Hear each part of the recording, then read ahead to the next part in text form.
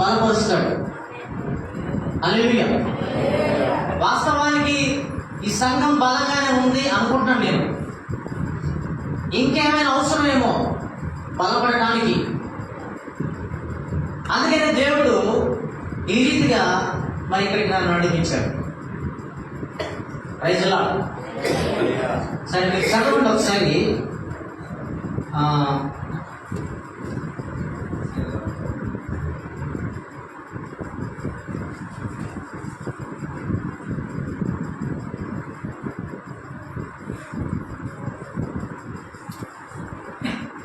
నేను ఒక 6 విషయాలు చెప్తాను. ఈ 6 విషయాలు మీరు జాగ్రత్తగా గుర్తుపెట్టుకోండి. ఎప్పటి వరకు పెట్టుకుంటారు? ఎప్పటి వరకు? హల్లెలూయా చెప్పండి ఒకసారి. నేనేమంటానంటే ఎప్పటి వరకు అంటే మనం చనిపోయేంత వరకు. ఈరోజు నేను చెప్పి వెళ్ళిపోగానే మర్చిపోవటం కాదు, చర్చిలోంచి బయటకు వెళ్ళిపోగానే మర్చిపోవటం కాదు, కానీ మనం చనిపోయేంత వరకు గుర్తుపెట్టుకోవాలి. సంఘంలో మనం ఎలా ఉండాలో. ముందుగా నేను 2 ముక్కలు ప్రార్థన చేస్తాను. అందరం తల నుంచి కళ్ళు మూసుకొని ప్రార్థిస్తాం. పరిశుద్ధుడా మహోన్నతుడా మీకు వందనాలు తండ్రి. దయగలిగిన యేసయ్యా మీకు స్తోత్రాలు. భూమి ఆకాశములను కలుగజేసిన గొప్ప దేవా నీకు స్తోత్రాలు. నాయన మొట్టమొదటిగా నా ప్రాణాత్మ దేహంలో నీకు అప్పచెబుతున్నాను ప్రభువా. అయ్యా ఇక్కడ మా అందరికీ ఏ మాటలు అవసరమై ఉన్నాయో నాయన మీ ఆత్మ నాలో నింపు ప్రభువా. అయ్యా మీ ద్వారా ఇక్కడ నాయన నీ నామానికి మహిమకరంగా మాకు ఏ మాటలు అవసరమై ఉన్నాయో ఆ మాటలు మీరు అందించిన ప్రభువా. అల్పుడునైన నన్ను నీ పాత ధూళినట్టు నన్ను జ్ఞాపకం చేసుకొని మీ సిలువ చాటున నన్ను పూర్తిగా మరుగుపరుచుకొని మాకు ఏ మాటలు అవసరమై ఉన్నాయో ఆ మాటలు మాకు దయచేయమని నజరేయుడైన యేసుక్రీస్తు నామములో అడుగుచున్నాము తండ్రి. ఆమేన్. మంచిది. నేను కొన్ని 6 విషయాలు చెప్తాను. మొట్టమొదటి మాట ఏంటంటే సంఘము క్రమశిక్షణ కలిగి ఉండాలి. ఎలా ఉండాలి సంఘం? క్రమశిక్షణ కలిగి ఉండాలి. రోమపత్రిక 16వ అధ్యాయం తీయండి ఒకసారి. రోమ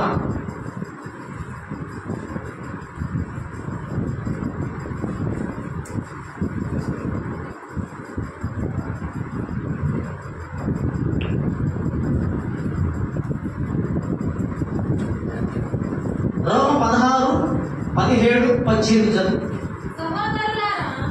సహోదరులారా మీరు నేర్చుకొనిన బోధకు వ్యతిరేకముగా భేదములను ఆటంకములను కలుగు చేయు వారిని కనిపెట్టి ఉండుడని మిమ్మును బతిమాలు కొనుచున్నాము. వారిలో నుండి తొలగిపోవుడి. అట్టి వారు మన ప్రభు అయిన క్రీస్తుకు కాక తమ కడుపునకే దాసులు. వారు ఇంపైన మాటల వలనను ఇచ్చకపు మాటల వలనను నిష్కపటుల మనస్సులను మోసపుచ్చుదురు. దేవుని స్తోత్రం చెప్పండి ఒకసారి. ఎందులో నుంచి తొలగిపోమంటున్నాడు? ఇచ్చకపు మాటలు చెప్పేవాళ్ళు ఉన్నారు, మోసపుచ్చే వాళ్ళు ఉన్నారు. ఎక్కడ? మీ ఇంట్లో కాదు, మా ఇంట్లో కాదు, సంఘములో ఉన్నారు. ఎక్కడ ఉన్నారంటే సంఘములో ఉన్నారు. జాగ్రత్తగా వినండి మీరు. సహోదరులారా మీరు నేర్చుకున్న బోధకు వ్యతిరేకముగా భేదములను ఆటంకములను కలుగజేయు వారిని కనిపెట్టి ఉండుడని మిమ్మల్ని బతిమాలు కొనుచున్నాను. వారిలో నుండి తొలగిపోండి. జాగ్రత్తగా మీరు గమనించండి. సంఘంలో భేదము రేపేవారు ఉంటారు. ఏ భేదం అది? ఏ భేదం? మీరు ఒకసారి గమనిస్తే ఎన్నిసార్లు చెప్పినా కులగచ్చి మటుకు పోదు. అర్థమైందా? నేను వెళ్ళిన తర్వాత నన్ను తిట్టుకున్నా బాధలేదు, కానీ నాకు ప్రభు చెప్పమన్నది నేను చెప్పి వెళ్ళిపోతాను ఇక్కడ. హల్లెలూయా. నేను ఒకసారి విన్నాను, ఒక చర్చిలో పెద్ద కులం వారు ఉన్నారు, చిన్న కులం వాళ్ళు ఉన్నారు. కూటమి అంతా అయిపోయిందంట. ఇప్పుడు భోజనాలు పెట్టాలి. ఆ భోజనాల సమయంలో పెద్ద కులం వారినేమో ఒక పక్క నుంచి, చిన్న కులం వారిని ఒక పక్క నుంచుతున్నాడు. అది ఎవరు చెప్తున్నాడు? సేవకులే చెప్తున్నారు. హల్లెలూయా. ఎందుకంటే ఇప్పుడు సేవకుడు ఆ మాట చెప్పకపోతే సేవకుడు అక్కడ విలువగా చూడడు. ఈ భారం అంతా ఎవరి మీద పడుతుంది? సేవకుల మీద పడుతుంది. ఇప్పుడు ఆయన విలువ ఉండదని ఇప్పుడు ఆయన మాట కూడా లెక్క చేయడు. ఇవన్నీ చెప్పకపోతే ఆయన మాట కూడా లెక్క చేయడు. అది నేను పాప మాస్టర్ గారు కదా, మేము పెద్ద కులం అంటున్నాడు, చిన్న కులం అంటున్నాడు. ఈ గజ్జి అసలు యేసు ప్రభు తగిలించలేదు, మనుషులు తగిలించుకున్నారు ఈ గజ్జిని. హల్లెలూయా. దీని మటుకు సంఘాల్లో ఉండకూడదు. దేవుని స్తోత్రం. ఇంకా ఆ పొట్టివాడ, పండవాడ, నల్లవాడ, ఎత్తుగా ఉన్నాడా, కలర్ లేదా, చిరిగిన బట్టలు వేసుకొని వచ్చాడా, ఇవన్నీ కూడా సంఘంలో ఉండకూడదు. ఈ పేరులో సంఘంలో ఉండకూడదండి. జాగ్రత్త గుర్తు పెట్టుకోండి. వాళ్ళు ఎంత ఇచ్చారు, వీళ్ళు ఎంత ఇచ్చారు, మేము ఎంత ఇచ్చాము తెలుసా నీకు? మేము ఎంత ఇచ్చాము అనుకున్నారు? ఆయన ఎంత ఇచ్చాడు, నేనెంత ఇచ్చాను? అందులో నుంచి తొలగిపోవడం. హల్లెలూయా. దేవునికి స్తోత్రం చెప్పండి. అయితే 18లో అట్టి వారు మన ప్రభు అయిన క్రీస్తుకు కాక తమ కడుపునకే దాసులు, వారు ఇంపైన మాటల వలనను ఇచ్చకముల వలనను నిష్కపటములు మనుష్యులను మోసపుచ్చులు అంటాడు.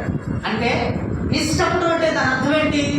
కపటం లేని వారు, మంచి మనసు కలిగిన వారు సంఘములో ఉన్నారు. ఆ సంఘములో నుంచి మంచి మనసు కలిగిన వారిని తొలగించాలని చూస్తారు సంఘములో. అట్టి వారు మీరు జాగ్రత్తగా ఉండండి. అది పూసుకోవద్దు. ఏది? ఆ గర్జనని పూసుకోవద్దు. అది వస్తే కొందరికి పోదండి, డాక్టర్లు కూడా చేపదు. రైతులా మీకు అర్థమవుతుందా? గచ్చి వస్తే తొందరగా తగ్గడానికి డాక్టర్లు కూడా చేపదు.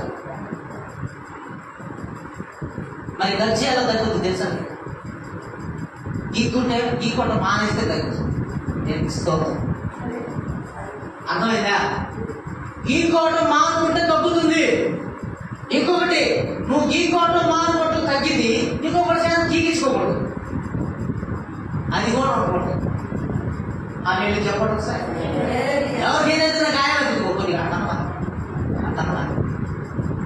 కొంతమంది భార్య పడుతుందట, జ్వరం తగ్గింది. నేనేమంటానంటే సంఘంలో నువ్వు గీక్కోవడం మానాలి, గీకిచ్చేవాడు చేత కూడా గీకించుకోవడం మానాలి. క్రమం, సంఘంలో క్రమశిక్షణ కలిగి ఉండాలంటే ఇంకా ఉన్నాయి, చాలా ఉన్నాయి, ఇంకా చాలా ఉన్నాయి. పాస్టర్ గారు మీకేం చెప్పాడు?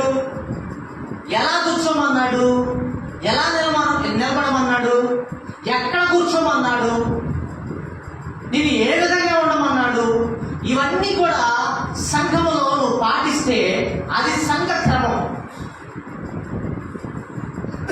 కొన్ని సంఘాలు చెబితే వినరు, తల బాగుతో చెప్పినా వినరు, మాలాడు తీసుకొని తలకేసి బాగుతున్నా వినరు. వాళ్ళ దారి ఏందో వాళ్ళ దారి, వాళ్ళ ఆలోచన ఏందో వాళ్ళ ఆలోచన. పాస్టర్ గారు మొత్తుకొని చెప్పినా వినండి, కొంతమంది వెళ్ళరు అసలు. దేవునికి స్తోత్రం కలుగుతుంది. నిజంగా ఒక మాట చెప్పాలంటే మా సంఘంలో ఉంటున్నారు బ్యాచ్, చెప్తే ఏమైనా బ్యాచ్, క్రమశిక్షణ లేని బ్యాచ్. ఇట్లా కాదు అట్లా కాదు నేర్పిస్తామా, అప్పుడు వరకే. ఆరాధన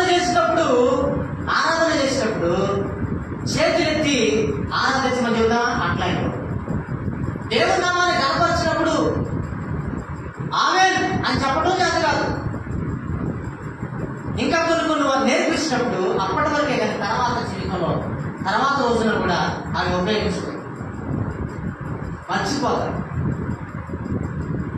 దేవుని స్తోత్రం కదా. నేనేమంటానంటే ఒక్కసారి చెబితే అది మన జీవితాంతం గుర్తుపెట్టుకోవాలి, మర్చిపోకూడదు. మీకేమన్నా చెడు మాటలు చెబుతారా పాస్టర్? పిచ్చి మాటలు చెబుతాడా? లేదంటే మీరు నాశనం అయిపోయే మాటలు చెబుతాడా? చెడిపోయే మాటలు చెబుతాడా? అట్లాంటి ఏం చెబుతాడు, మంచి మాటలు. ఇక్కడే కాదు, ఏ సంఘంలోనైనా ఏ చర్చిలోనైనా పవిత్రమైన మాటలు చెప్తారు, కానీ మనమే వినియోగించుకోం.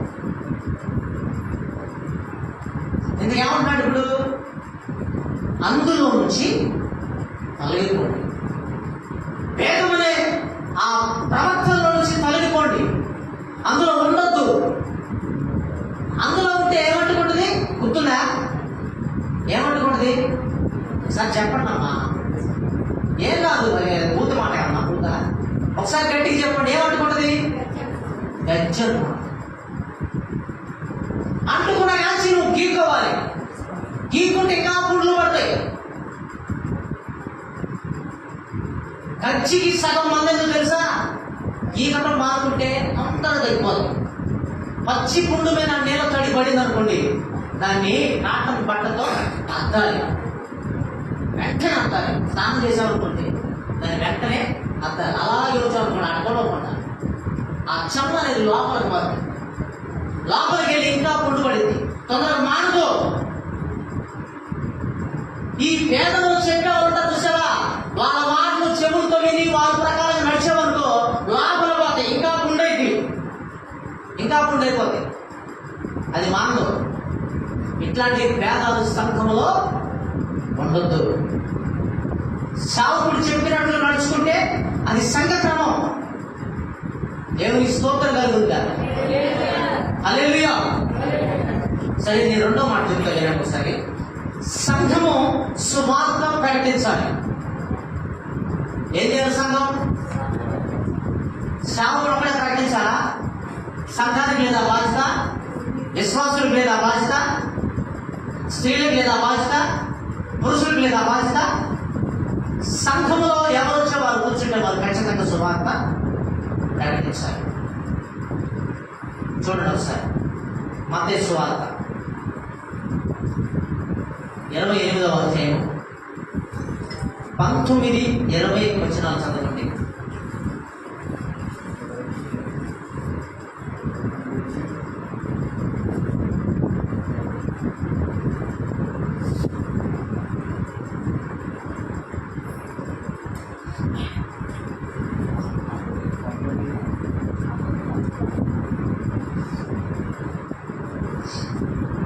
మత్తయి సువార్త 28:19 నుంచి. కాబట్టి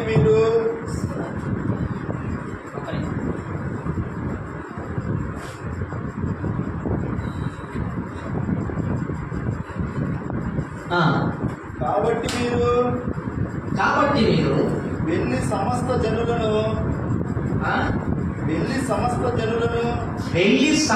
జనులను శిష్యులను చేయుడి, తండ్రి యొక్కయు కుమారుని యొక్కయు పరిశుద్ధాత్మ యొక్కయు నామములోనికి వారికి బాప్తిసం ఇచ్చుచు నేను మీకు ఏ సంగతులను ఆజ్ఞాపించితినో వాటన్నిటిని కైకొనవలెనని వారికి బోధించుడి. బోధించుడి. చాలు, దేవునికి స్తోత్రం చెప్పండి. యేసు ప్రభు వారు ఆయన శిష్యులకు చెప్తున్నాడు ఈ మాట. మీకు నీ ఏ సంగతులను బోధించానో మీరు వెళ్ళి వారికి ఆ బోధను చెప్పండి. ఇప్పుడు మీకు ప్రతి ఆదివారం మధ్యలో కూడా ప్రార్థనలు ఉంటాయి కదా, మధ్యలో ఉంటాయి కదా. ఒక ఆదివారం చెప్పి మరలా వచ్చే ఆదివారం ఉండొచ్చు. కానీ ఎందుకని మరలా మధ్యలో కూడా పెడతారంటే మనకి కొరతను మనం మర్చిపోతాం. మనం ఇప్పుడు చెప్పిన మాట నువ్వు బయటకు వెళ్ళి మళ్ళీ నాకు చెప్పు, గుర్తుండదేమో చెప్పు. ఉండదు. పోయిన ఆదివారం ఏం ప్రసంగం చెప్పాడు పాస్టర్ గారు అంటే అందరూ నోరు నిలబెట్టి చూస్తూ ఉంటారు. గుర్తుండు. హల్లెలూయా. యేసు ప్రభు వారు శిష్యులకు చెప్తున్నాడు, మీకు నేను ఏ సంగతులను చెప్పానో వారందరికీ చెప్పి వారిని శిష్యులుగా మార్చి తండ్రి కుమార పరిశుద్ధాత్మ నామములో వారికి బాప్తిసం ఇవ్వండి అని చెప్పాడు. ఇప్పుడు మనం ఏంటంటే మనకి పాస్టర్ గారి దగ్గర వాక్యం ఇక్కడ వరకు మనం మర్చిపోతాం.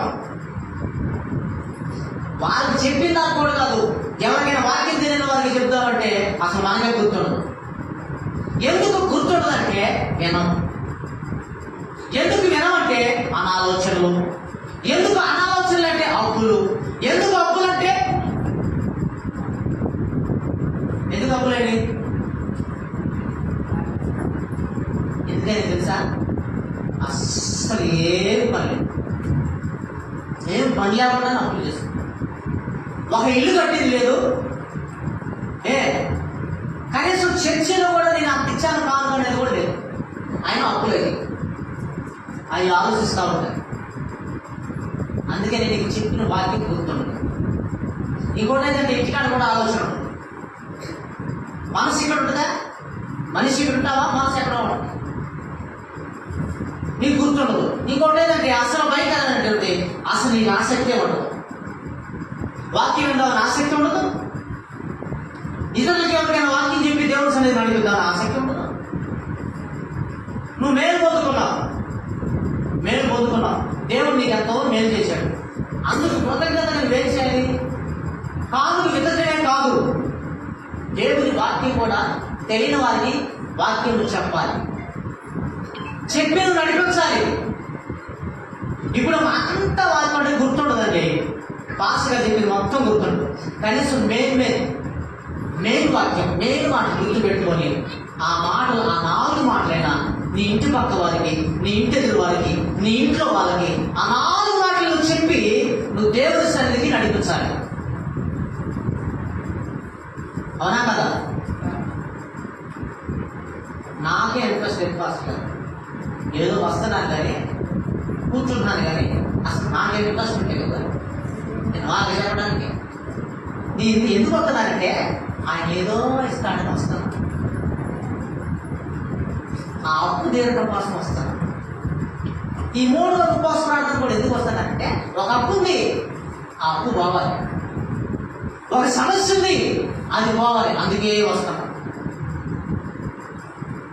ఎంత స్వార్థ ప్రియులు అంటే భయంకరమైన స్వార్థ ప్రియులు. ప్రభువుని ఎత్తుకుంటా వచ్చారంట. గొప్ప జన సమూహం ప్రభువుని ఎత్తుకుంటా వస్తున్నారంట. కొండల్లో, గుట్టల్లో, చెట్టల్లో, అడవుల్లో ఎత్తుకుంటా వస్తున్నారంట. కొంతమంది అడిగారు, అయ్యా ఇటు మా ప్రభు గారు కనపడ్డా బోధపెట్టే ఏమో చెప్పలేదు. ఒక ఆయన చెప్పాడు అడ్రస్, మన చాటున్నాడు వెళ్ళండి. అక్కడికి వచ్చి అడిగితే ప్రభు అడుగుతున్నాడు, ఎందుకు మీరు ఇంత ఆయాసపడి వస్తున్నారంటే, అయ్యా నీకోసం వెతుకుతున్నానయ్యా అన్నారంట. దేనికి? నేను నా రొట్టెలు దొరకటం వల్లనే కదా నన్ను వెతుకుతున్నారు. రొట్టెలు దొరకటం వల్లనే కదా నన్ను వెతుకుతున్నారు అన్నాడు. అంటే ప్రభు దగ్గర మనకి ఏం దొరుకుతుందో మనకు తెలుసు, ఆయన ఇస్తాడని మనకు తెలుసు. దాని కొరకు మనం వస్తున్నాం. సంఘాన్ని బలపరచాలని కాదు, సంఘాన్ని క్రమశిక్షణ ఉంచుకుందామని కాదు, సువార్త ప్రకటిద్దామని కాదు. ఎక్కడ చూసినా ఇదే జరుగుతుంది. ఇప్పుడు దేవుడి కృపను బట్టి 4 మాటలు చెప్పిన ఎంతనా అంతే, మళ్ళీ మర్చిపోతాను,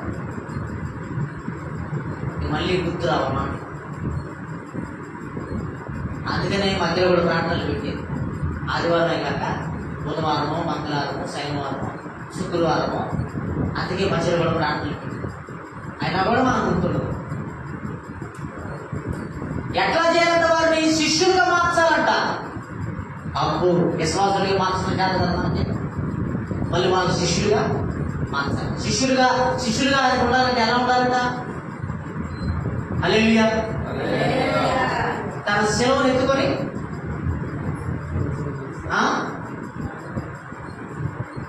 తన తల్లిదండ్రులైనను, అక్క చెల్లెలైనను, అన్నదమ్ములనైనను, తనకున్న సమస్తమునైనను, తన ప్రాణముతో సహా తన అన్ని వదులుకొని శిలువను ఎత్తుకొని ప్రభువుని అమ్మడిస్తే అప్పుడు శిష్యులు అవుతారు.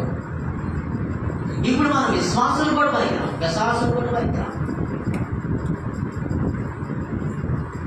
ఏమనుకున్నా దేవుని స్తోత్రం.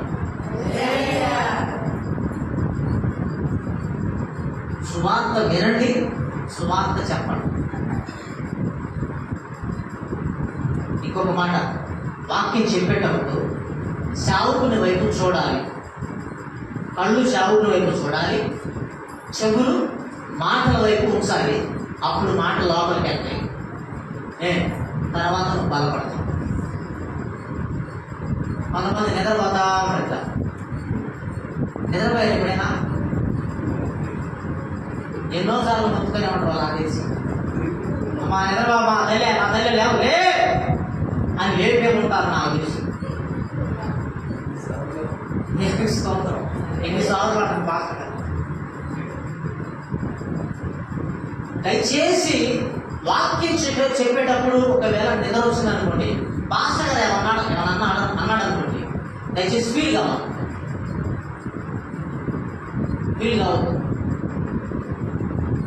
పరిశుద్ధాత్మ దేవుడు మేము బైబుల్ చదివిన సేపు ఆయన చదవకుండా వాక్యం మీద ఇంట్రెస్ట్ లేదండి. మాకు ఒక టైం ఒకటి ఉంటుంది. మాకు కూడా ఉంటాయి కనులు. మా కళ్ళు మామూలుగా ఉండవు. మా కళ్ళు భరిస్తారా మరి మీరు? చావుడి కళ్ళు భరిస్తారా? ఏ సుబ్రహ్మణ్యుడు టీ సుబ్రహ్మణ్యుడు బాగా ఆశించికే అని అంటావు.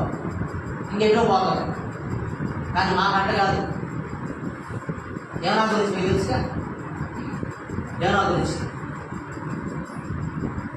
ఆ వాడలో అనుకుంటే ఆ వాడ నాయకుడి చేత పంపించి పోయి నిద్రపోతాడే అని గదిలించాడు. ఎవరి చేత? ఆయన ప్రాణానికి వెళ్ళడం, యెహోవాని సేవించేవాడు కాదు. అతని చేత ఇతను అనిపించాడు. అది చాలు సిగ్గుపడాలి. అటువంటి మా తమ్ములు మామూలు ఉండవు. ఆ మా తమ్ములు మీకు పడితే అడ్రస్ కూడా ఉండవు. ఆయన తెలుసు, పాస్టర్ గారికి నా సేవ తెలుసు, నా పరిస్థితి తెలుసు, నా బ్రతుకు తెలుసు. ఆయన మీరైతే పారిపోతారు అన్నమాట అడ్రస్ లేకుండా. అందుకని జాగ్రత్త వినండి. విన్న వాక్యాన్ని ఇతరులకు చెప్పి నీ తరపున ఒక 2-3 నడిపిస్తాను. చేస్తారా ఆ పని రేపు నుంచైనా? అల్లుడి చెప్పండి, చేస్తారా చేయరా? మర్యాద చేయండి. రేపు నాకు ఆ పని మేంగా చెప్పేది ఇక్కడ. పరిశుద్ధాత్మ దేవుడు చెబుతున్నాడు, మర్యాద చేయాలి. సమస్యల కోసం మనకి రాకూడదు. మనం అర్థమైందా? ఒక 2-3 నీ ద్వారా నడిపించు. రైతులా దేవుడు మిమ్మల్ని ప్రేమించి మంచి మందిరం ఇచ్చాడండి. మా మందిరం చూస్తారు మీరు ఒకసారి. మా మందిరం చూస్తే కాసేపు కూడా కూర్చోలేదు. బిందుతో పోసినట్టే, ఆ గుడిసె మీద బిందుతో నీళ్లు పోసినట్టే ఉంటుంది మా మందిరం. అర్థమైందా? చర్చి చుట్టూ చెట్లు. ఏమనుకో అమ్మ సిగ్గులు ఏమని చెప్పుకుంటా నీకు కూడా బుద్ధి రావాలి. మందిరం చుట్టూ చెట్లు, పాములు ఎడుతోకే తెలియదు. ఆ సొమ్ము నేను మా భార్యలు కోసుకున్నాం. ఆ రోజు మటుకు వచ్చారు, కొద్దిగా సహాయం చేశారు, ఆ సొమ్ము కలిపాం. ఇక తర్వాత వస్తే ఒట్టు ఏ పని పట్టించుకోరు. అర్థమైందండి? ఈ వారం ఆదివారం కదా, ఆదివారం ఆ వాక్యం అయిపోయిన తర్వాత మా మధ్యాహ్నం వచ్చి కొద్దిగా చెట్లు బిగుదామా, పంట కప్పుదాం, బట్టలు చుట్టుకుందాం అని చెప్తారా? అంటారా? అడ్రస్ కూడా ఉంటాను. మాంసం తిని మధ్యాహ్నం నుంచి మాంసం తిని నేను పడుకొని నేను లేవను. ఆ బట్టలు చిరిగిపోవడం నేను కొట్టుకోవడం, అవి చిరిగిపోవడం నేను కొట్టుకోవడం, అవి చిరిగిపోవడం నేను కొట్టుకోవడం. నాకు ఇసుకు కొట్టి నేను కొట్టి బాగుంటుంది. ఎందాకని కుట్టుకోవాలండి పంటలు. ఇసుకు పుట్టింది, ఒక్కడు రాడు, ఒక్కడు అడిగాడు.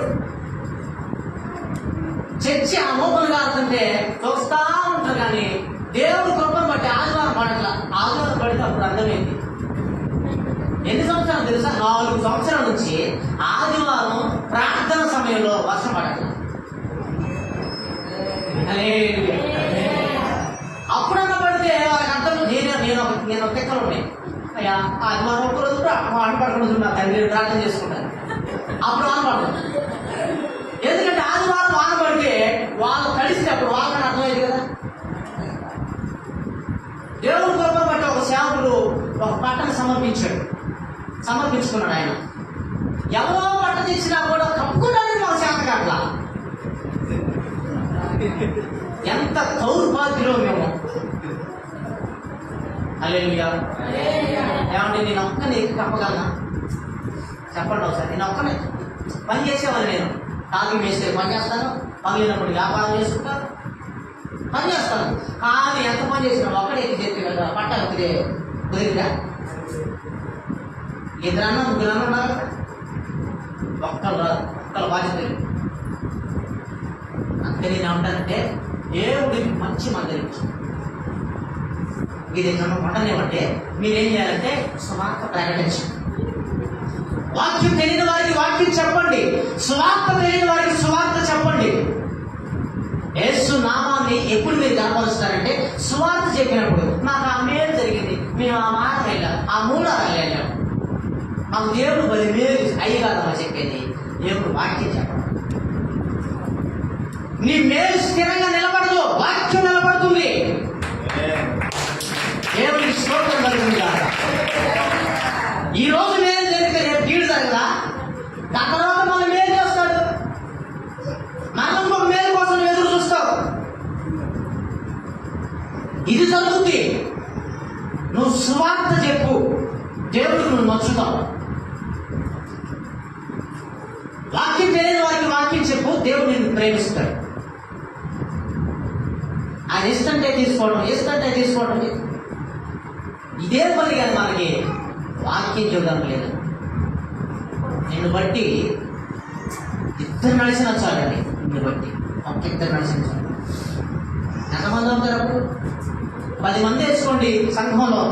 10 మంది మనిషికి ఒక ఇద్దరు నడిపిస్తే ఎంతమంది అవుతారు? 20 మంది అవుతారు కదా. ఎంత కష్టం అది.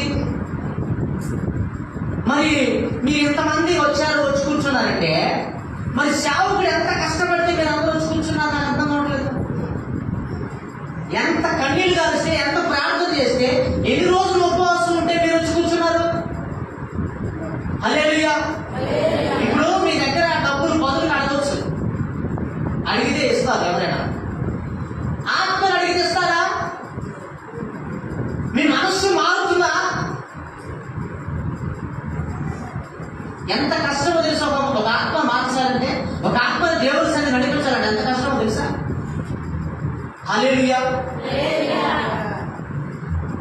ఆ సంఘంలో నేను మా భార్య పాస్టర్ గారు మాకు నుంచి ప్రార్థన చేశాము. ఒక ఆయన గురించి చేశాం. రాత్రి అనగా పగలనగా ప్రార్థన చేశాం. ఎందుకంటే ఆయనకి 2 ఆడపిల్లలు ఉన్నారు ఆల్రెడీ. మా విన్నారా? ఇద్దరు ఆడపిల్లలు ఉన్నారు. ఇక మూడోసారి మనల్ని లేవలేకుండా భార్య. ఇప్పుడు ఆయన డౌట్ ఏంటంటే, అమ్మ మూడోసారి కూడా అమ్మాయి పుట్టింది, మూడోసారి కూడా అమ్మాయి పుట్టిందేమో అని నాకు వచ్చి చెప్పాడు. అన్నా ఈ తరం నా అబ్బాయి పుట్టినట్టు ప్రార్థన చేయాలా అన్నాడు. హల్లెలూయా. మీరు ఖచ్చితంగా నాకేం చూసి వింటే నేను ఖచ్చితంగా బాగా చదువుతాను. వాక్యం మీరు ఏంటంటో చూసి వినకపోతే నేను చెప్పలేను. పాపం వస్తుందా? నాలుగు కూడా బాగా మీ పాస్ గారికి పాపం వస్తుందా? ఖచ్చితంగా వచ్చింది. మనసులోనైనా అనుకుంటారు, నేను మనసులో కూడా అనుకోలేదు అన్నవారు చేతి అర్థండి. దమ్ముందా? దేవుని స్తోత్రం చెప్పండి ఒకసారి. ఖచ్చితంగా అనుకుంటారు. లేకపోతే బాగుంటుంది. ఏంటంటే చెవులు పొద్దుది వచ్చాడు. నా నాటికి వచ్చి అన్న ఈ మూడోసారి అయినా అబ్బాయి పుట్టేటట్టు ప్రార్థన చేయాలని అడిగాడు. అయ్యా ప్రార్థన చేద్దాం, అబ్బాయి పుడతలే అని అన్నా. నెల రోజులు కంటిన్యూగా నెల రోజులు చర్చికి వచ్చి ప్రార్థన చేసుకొని పోయేవాడు. నెల రోజులు. ఇప్పుడు రాజు వచ్చిన సమయం. ఏ సమయం? ఎల్లమరి సమయం. గడగడ కొనుక్కోవాలి. మళ్ళీ అమ్మాయి అయితేమో, మళ్ళీ అమ్మాయి అయితేమో, మళ్ళీ అమ్మాయి. ఏం ఆశ అంటే పురుషుల మీద కొడుకు పుట్టాలని ఏం ఆశ? వాడు ఒంటి మీద కాలేసి ఒక్కడని తెలియదండి. అర్థమైందా? మూడోదే అబ్బాయి పుట్టిందంటే ప్రార్థన చేయాలా? చేసాము. సమయం దగ్గర పడింది. డెలివరీ సమయం దగ్గరకు వచ్చింది. గవర్నమెంట్ హాస్పిటల్ చేశారు. అక్కడ చేస్తే రాబోలేదు, ఇక్కడ పైకి తీసుకెళ్ళాలి నర్సపేట అని చెప్పారు. అతను నన్ను పిలిచాడు. హాస్పిటల్కి వెళ్ళి ప్రార్థన చేశాను. అయ్యా ఏం కాదు, అమ్మాయి బాగానే ఉంటుంది, మీ భార్య గారు బాగానే ఉంటారు, నేను అబ్బాయి పడతాడు అని ప్రార్థన చేశాను. వాళ్ళు నర్సపేట తీసుకెళ్ళాలన్నా. అట్లా కాదని ప్రైవేట్ హాస్పిటల్ తీసుకెళ్ళి అక్కడికి పోతే 50,000 రూపాయలు అయితే చెప్పాడట డాక్టర్ గారు. 50,000 రూపాయలు అయితే చెప్పాడు. మళ్ళా అబ్బాయి పుట్టిందో తెలియదు, పుడతాడో తెలియదు, అమ్మాయి పుట్టిందో తెలియదు, కానీ కొయ్యాల్సిందేగా అని చెప్పారట. ఇక నాకు ఫోన్ చేశాడు. ఫోన్ చేస్తే నేను ఆడవాడిగా బండి వేసుకొని హాస్పిటల్కి వెళ్ళాను. ఏంటంటే ఏమంతా కట్ల 50,000 చేత 50,000 రూపాయలు డబ్బులు అయితే మళ్ళీ అమ్మాయి పుట్టిందో తెలియదు. మళ్ళా ఆపరేషన్ చేయాలి అన్న. అబ్బాయి పుట్టి కానీ ఆపరేషన్ లేకుండా జరిగితే అసలు సినిమా డైలాగులు చెప్పాను. జమనగిరి డైలాగులు, రామారావు డైలాగులు, అక్కినే నాగేశ్వరరావు డైలాగులు ఎన్ని చెప్పాను. అబ్బో నిజమైంది. నేను చేతులు చేసి ప్రార్థన చేసి, అయ్యా నీకు అబ్బాయి కొడతాడు, ఆపరేషన్ కూడా అవసరం లేకుండా దేవుడు సహాయం చేస్తాను. నేను అన్ని ఇంటికి వెళ్ళానా? పాస్టమ్మ గారి దర్శనం వచ్చిందంట. 1 గంటలో గణిత భార్య అబ్బాయి కొడతారని దర్శనం వచ్చిందంట. నేను చెప్పి ఇంటికి వెళ్ళిన తర్వాత 2 గంటలు నాకు ఫోన్ వచ్చింది. అన్నా డాక్టర్ ఉన్నాడన్నా. ఎందుకన్నా? అబ్బాయి పుట్టాడన్నా, ఆపరేషన్ పనిలేదన్నా, డాన్స్ అన్నాడు. నా ముందు డాన్స్, నా ముందు చెప్పేది డాన్స్. దేవుడు చెప్పి ఆయన మర్చిపోకుండా దేవుడి సన్నిధికి కంటిన్యూగా కనపడని చెప్పాడు. అంతకంటే నాకేం కావాలన్నా? అది ఏడిచాడు. అబ్బాయి పుట్టాడా? చర్చిలో మరి అంత మొత్తాన్ని ఎంతండి అప్పు చేసి గుడి చేసుకున్నాను. అప్పు చేసి ఇది ఉంచానా? దేవుడు ఘనకాలం చేశాడు. 50,000 రూపాయలు ఖర్చు వెళ్ళిపోయింది. పెట్టుబడి పెట్టకుండా దేవుడు ఇంత కార్యం చేశాడు అని కానుక పెట్టి ప్రార్థన చేసుకుంటాడు. ఇక వాళ్ళ బామారుదుల్ని బావల్ని అందరూ పిలుచుకున్నాడు. ఏ బావా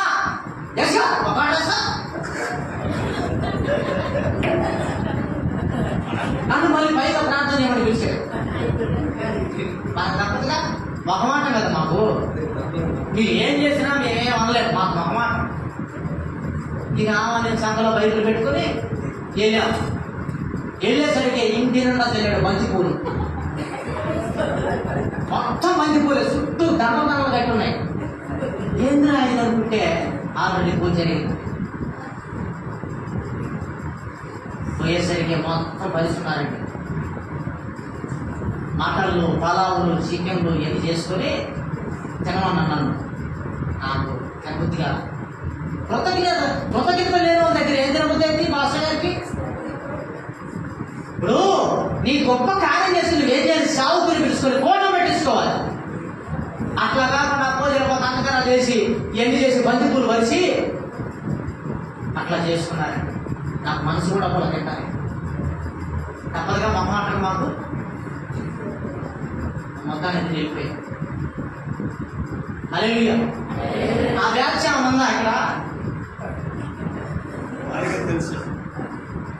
ఉందా? హల్లెలూయా. మనశ్శాంతి ఉండదు. చావుకు ఏడిస్తే మనశ్శాంతి ఉండదు. మీకు ఖచ్చితంగా ఉండదు మనశ్శాంతి. అనుభవించకుండా నేను చెప్పట్లా, అనుభవించి అనుభవంలో ఉండి చెప్తున్నాను. శావకుడు మన గురించి బాధపడ్డాడు అంటే తప్పదు. ఇవి మీరే ఆలోచించుకుంటారు. మాకు దేవుని స్తోత్రం చెప్పండి.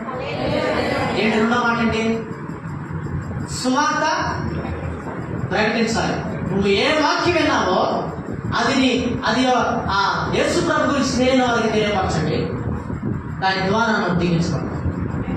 మూడో మాట చదవండి.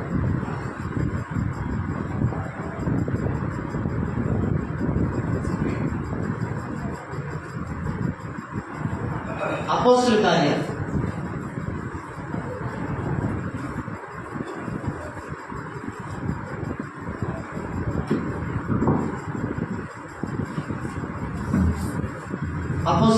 2వ అధ్యాయం 42 చదువు.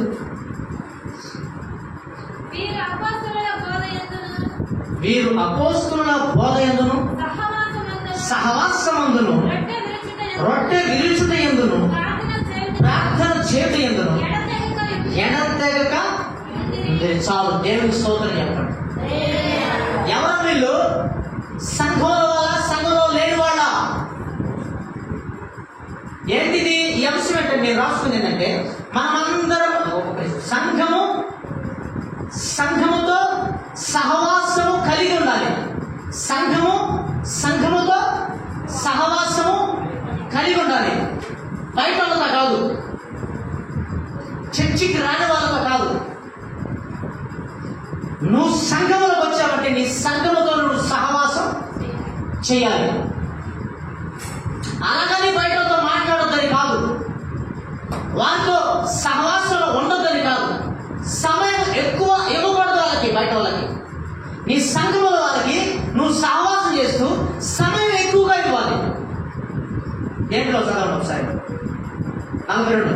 వీరు అపోస్తుల బోధయందును సహవాసమందును రొట్టె విరుచుటయందును ప్రార్థన చేయుటయందును ఎడతెగక ఉండిరి. ఎడతెగక, తెగక అర్థమైందా? అంటే సమయము అసమయం లేదు. బోధ వినుటలో అసమయం లేదు. బోధ వినుటలో ఎంతకి పాస్టర్ గారు ఏమారం జరిగింది ఇక్కడ ప్రార్థన? శనివారం, ఆదివారం, బుధవారం కూడా. బుధవారం ఎంతమంది ప్రార్థనకు వస్తున్నారు? సాయంత్రం అయితే పెట్టేది ఉపవాస ప్రార్థన ఉదయం. మరి శనివారం సాయంత్రం సరే. బుధవారం అంటే పలికే లోపలే ఏమో కొద్దిగా ఇబ్బందులు అనుకోవచ్చు. ఇంటికాడ ఉన్న వాళ్ళకి ఏమైంది? వాక్యం వినడానికి, చర్చికి రావడానికి ఇంటికాడ ఉన్న వాళ్ళకి ఏమైంది? సరే శనివారం వస్తున్నారా? మీరు ఏ చర్చి చూడండి, ఆదివారం మటుకు బాగా కనపడతారు. కొంచెం మధ్య రోజులో ప్రార్థనలు పెడితే రారు. దేవునికి స్తోత్రం చెప్పండి. మరి బైబిల్ ఒక మాట తెలుసా మీకు? 6 దినాలు పనిచేసుకుంది, 7వ దినాన విశ్రాంతి తిన కదా. అప్పుడు ఏమో తెలుసా? పొయ్యి కూడా వెలిగించకూడదు. ఆదివారం అన్నాలు వండుకున్నారు ఇళ్ళలో నీకుందే. మరి ఆదివారం అన్నం ఎట్లా వండుకుంటున్నావు? నువ్వు అనుకుంటావు ఆదివారం పోతే సార్ అనుకుంటున్నావు ప్రార్థనకి, నాకు మధ్యలో అవుతుంది అనుకుంటున్నావు. మరి ఆదివారం అన్నం ఎందుకు అనుకుంటున్నావు? 7వ దినాన్ని విశ్రాంతి దినం వచ్చింది కదా. ఇది తెలిసిన నీకు అది ఎందుకు తెలియట్లేదు? మధ్యలో కూడా ప్రార్థన వచ్చి మంచిదే కదా. నష్టమా ఏమన్నా? దేవుని స్తోత్రం. దయచేసి నా మాట ఆలోచించి మధ్య రోజులో ప్రార్థన పెట్టానంటే ఎంత మనశ్శాంతి పడుతుందంటే, నువ్వు కోట్ల రూపాయలు విన్నా మనశ్శాంతి రాదు. ఒక ఆదివారం గురి పెట్టుకోవాలి, మధ్యలో కూడా రాదు. అది చాలా మంచిది. దేవుని స్తోత్రం చెప్పండి. ఎట్లంటే మీరు అపోస్తుల బోధ ఎందును సహవాసమందును, మీరు జాగ్రత్తగా సహవాసమందును ఆదివారం ఒక్కరోజు వస్తే చాలు సహవాసం ఉన్నట్టే. మరి మధ్యలో ఎవరు సహవాసం పడుతున్నారు? మధ్యలో ఎవరు సహవాసం? అది బైబిల్లో మరి పాస్టర్ గారు చెప్పారు, అది ఇంటికి వెళ్ళి కాసేపు చదువుకున్న మాటలు నాకు తెలియదు ఉంటే ఇదిగో పాస్టర్ గారి దగ్గరికి వెళ్దాం, లేదంటే తెలిసిన వారు మన సంఘంలో ఎవరున్నారు వాళ్ళ దగ్గరికి వెళ్దాం, వెళ్ళి కాసేపు కూర్చొని వాళ్ళ చేత చెప్పించుకుందాం, కొంచెం విందాం, దేవుడు మాట్లాడదాం. ఆదివారం ఒక్కరోజు ఇంటికి పెడుకు నిండిపోయిందా? ఏమండి?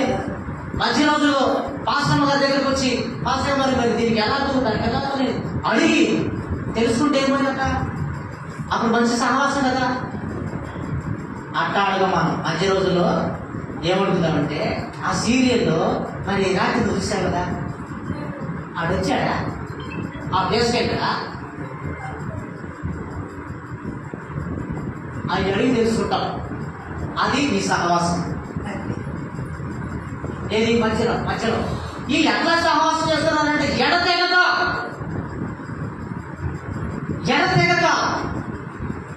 అంటే గ్యాప్ లేదు. ఎందుకు అంత సంతోషంతో వారు నింపబడ్డారు? ఎందుకు అంత ఆనందంతో నింపబడ్డారంటే యేసు దేవుని పరిశుద్ధాత్మ నింపుకున్నారు వాళ్ళు. మనకు లేదు, ఏడకున్నారు ఆత్మ, పిశాచాత్మ ఉంటే చాలు, అదే నింపబడుతుంది పిశాచాత్మ. నీ దేవుడు ఆత్మ ఎప్పుడు నీకు నింపబట్టి హల్లెలూయా. నేనేమంటానంటే, నువ్వు ఒకవేళ పొలానికి వెళ్ళినా నీ సహవాసం ఎలా ఉండాలంటే, సంఘములో లేదంటే సంఘములో రాకపోతే ఎవరైనా చర్చికి వెళ్ళాలంటే వారితో సహవాసం చేయి, అందులో నుంచి మంచి మాటలు వస్తాయి. ఇంటికాడ ఉన్నావు అనుకో, నువ్వు చర్చికి వెళ్ళే వాళ్ళతో మాట్లాడు, అదే నువ్వు వేరే వాళ్ళతో మాట్లాడావు అనుకో, వారు లోకంలో ఉన్నదంతా చుట్టూ వస్తారు, గంట మొత్తం పోస్తారు నీకు, లేనిపోయిన దరిద్ర మాటలను నీకు చెబుతారు. అప్పుడు నువ్వు వాక్యం ఆదివారం చర్చికి వచ్చిన మాటలని మర్చిపోతావు, విన్న మాటలను మర్చిపోతావు, ఇక అయ్యా నీకు గుర్తొస్తావు. ఆ మాటలు వినొద్దు, ఆ సహవాసం చేయలేదు. ఇంకా దేంట్లో ఉన్నట్టు ఇల్లు ఎడతెగక రొట్టె విరుచుటలో ఎడతెగక ఉన్నారంట. దేవుని స్తోత్రం. ఇప్పుడు పల్ల సమయంలో ఇక్కడ ఎప్పుడు ఇస్తారో నాకు తెలియదు, వారానికి ఒకసారి నెలకు ఒకసారి తెలియదు, నెలకు ఒకసారి ఇస్తారు. మరి నెలకు ఒకసారి వచ్చినప్పుడు కొంతమంది పళ్ళ తీసుకోరు. ఏది బాప్తిసం పొందిన వాళ్ళు ఎందుకు తీసుకోవట్లేదంటే, ఏదో లాభం ఉంది, వాళ్ళ అంతరంగం వాళ్ళకి అనిపిస్తుంది. ఎందుకంటే ఎవడైతే అయోగ్యంగా నా యొక్క శరీరం తిరిగిన రక్తం త్రాగనో వాడు అపరాధి ఎదురు అని రాయబడింది కదా, వాడు నిత్యం మన్న పాత్రుడు అని రాయబడింది కదా. అందుకు భయపడి వీళ్ళు ఏం చేస్తారంటే, ఆ నెలకు ఒక్కసారి పొందుకునే ఆ బల్ల కూడా తీసుకోరు కొంతమంది. ఎందుకంటే ఏదో లోపం ఉంది,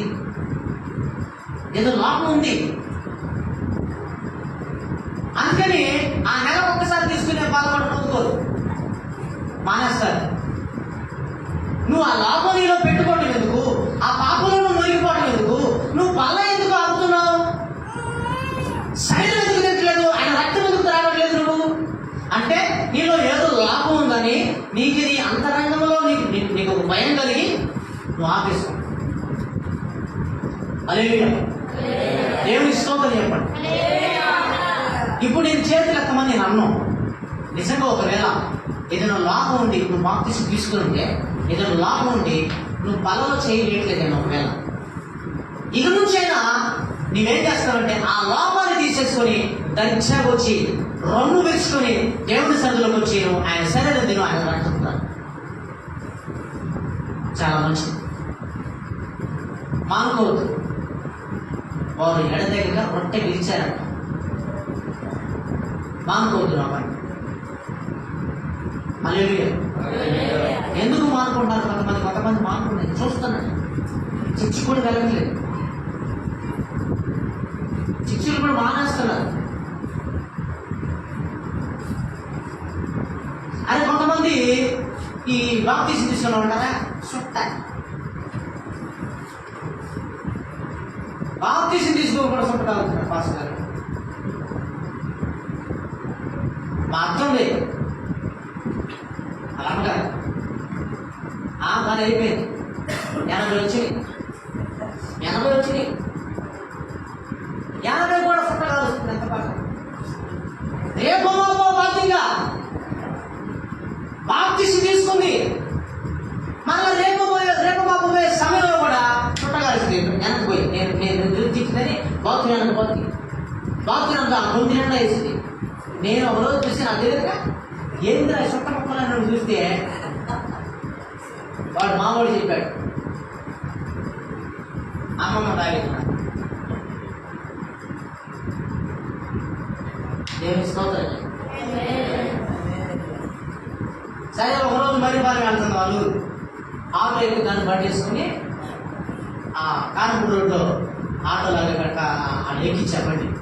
ఆటో ఎక్కించి సరే అంతమా జాగ్రత్తలని అటు వెళ్ళి పిట్టలు కొట్టుకొని ఇటు అంతా ఆగారు అవతల లైన్లో. ఏం చేసిందో చూద్దాం. ఇక దిగిందండి ఆటోలు వచ్చి పెద్దరాయన దిగి జాకెట్లో అగ్గి పెట్టా సొట్ట ముక్క తీసి కాల్సు. నేను చూస్తా ఉన్నా, ఏం దగ్గర తల్లి పని మనకి ఏమంటా నేను ఇది ఇట్లాంటి లోపాలు ఉండబట్టి వాళ్ళలో చేయట్లేదు. అంటే ఒక మాట చెప్పా, నీకు నువ్వే దొంగవే, నీకు నువ్వే దొంగవే, నీకు నువ్వే అపరాధివే. అంతరాత్మ ఉంది కదా, అంతరాత్మ గద్దించి నువ్వు బలంలో చేయలేకపోతున్నావు, నెలకొక్కసారి కూడా వేయలేకపోతున్నావు. కారణం ఏంటి తెలుసా? ఇలాంటి లోపాలు. రైతులా మరొకసారి దేవునికి స్తోత్రం చెప్పండి. హల్లెలూయా. ఇప్పుడు ఎన్ని విషయాలు చెప్పాను మీకు? 4 చెప్పాను. ఫస్ట్ ఏంటి? సంఘ క్రమశిక్షణ కలిగి ఉండాలి సంఘం. రెండోది సంఘము సువార్త ప్రకటించాలి. మూడోది సంఘముతోనే సహవాసం చేయాలి. నీకెవరితో పడితే అంత కాదు, మాట్లాడవచ్చు, పలకరించవచ్చు, అలాగని దూరం చేసుకోమని కాదు. అర్థమైందా? అచ్చం అదే సహవాసంలో ఉండొద్దు అని చెప్పి హల్లెలూయా. దేవుని స్తోత్రం చెప్పు.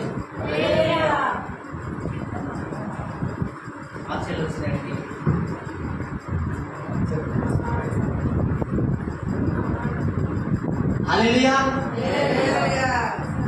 ఏమండి, మనకి సంఘంతో తప్పితే బయట వాళ్ళతో సహవాసం. 5వ విషయం చెప్తానండి. 4వ విషయం, మనమందరము ఒక్క శరీరమై ఉన్నాము. తీయండి ఒకసారి 1వ కొరింథీ. అయ్యా నాకు సమయం ఉందా? ఓకే.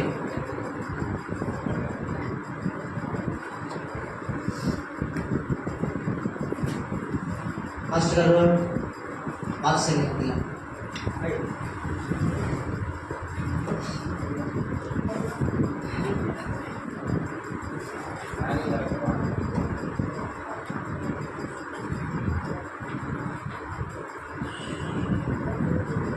మొదటి కొరింథీయులకు రాసిన పత్రిక 10వ అధ్యాయము 17 చదువు.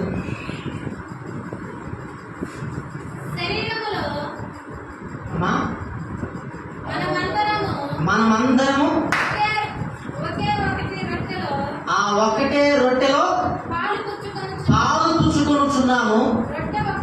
రొట్టె ఒకటే గనుక రొట్టె అనేకులమైన మనము ఒక్క శరీరమై ఉన్నాము. దేవుని స్తోత్రం చెప్పండి. ఒకటే రొట్టెలో పాలు పంపులు పొందుతున్నాం. ఒకటే రొట్టె. ఎంతమంది ఇక్కడ బాప్తీసం తీసుకున్నారు? ఒకసారి చేతులు ఎత్తండి. బాప్తీసం తీసుకున్న వాళ్ళు థ్యాంక్ యూ. సరే, మనమందరము ఆ ఒకటే రొట్టెలో పాలు పుచ్చుకొనుచున్నాము. రొట్టె ఒక్కటే కనుక అనేకులమై మనము ఒక్క శరీరమై ఉన్నాము. దేవుని స్తోత్రం. ఇప్పుడు ఒకే రొట్టెలో మనమందరం తల కొంచెం పుంచుకొని తింటున్నాం. శరీరం కూడా ఒక్కటే శరీరం అయి ఉందంట. ఎవరిది శరీరం? ఎవరిది? అమ్మా చెప్పండి అమ్మా. ఏసేది కాదా? ఆ శరీరం లోపల ఉన్న అవయవాలు మనం. దేవునికి స్తోత్రం కలుగును గాక. ఆ శరీరం లోపల ఉన్నటువంటి అవయవాలు మనం. మీరు ఒకసారి జాగ్రత్తగా గమనించండి. మన శరీరం లోపల ఏ అవయవానికైనా కాస్త గాయమైతే అవయవాలన్నీ కలిసి బాధపడతాయి. బాధపడవా? కాలు దెబ్బ తగిలిందనుకో ఆటోమేటిక్గా నీ చేయిపోతాడు. దాన్ని ఏం చేస్తాం? రుద్దుతాం, రుద్దుతాం. మిగతా అవయవాలన్నీ కూడా బాధపడతాయి. కారణం ఏంటి తెలుసా? ఒకే శరీరంలో ఉన్నాయి. అందుకని ఒక్క స్థలంలో మనకి గాయమైతే మన శరీరం అంతా బాధపడుతుంది. ఇది నేను చెప్పాలని ఏంటంటే, మనందరం ఒకే రొట్టెలో పాలు పంపులు పొందుతున్నాం. మనందరం ఒకే శరీరం అయి ఉన్నాం. ఒకే శరీరంలో అవయవాలమై ఉన్నాం. అయితే సంఘంలో మనం అందరం ఒకటే. మనందరం ఒకటే. వచ్చిన వైపు చూడద్దు, చూడద్దు. వాళ్ళ లాభం ఉంటే చూడద్దు. వాళ్ళలో వస్త్రహీనత ఉంటే చూడద్దు. ఇవన్నీ మనకు నేర్పలేస్తే అందరం స్తోత్రం. అయితే మనం ఏక శరీరమై ఉన్నాం. ఈ ఏక శరీరంలో మనం అందరూ ఒకటై ఉన్నాం కాబట్టి మనము లోపాలను చూడొద్దు. లోపాలను చూడొద్దు. ఎవరైనా కొత్తగా వస్తే, ఓహో నీకు సంగతి తెలుసా? మొన్నదాకా తాగి వచ్చాడు తెలుసా? తాగి తెలుసా? మొన్నదాకా చుట్ట తాగా ఒకటే ముంచుట్లు అరుగుల మీద కూర్చొని తెలుసా నీకు? ఇప్పుడు ఏదో వస్తాను నేను ప్రార్థనకి. అట్లాంటివి వద్దు. వచ్చిన వాళ్ళు రానివ్వండి, వారిని ఇంకా బలపరచు. దేవుని స్తోత్రం. ఇంకొక మాట చెప్తాను నేను.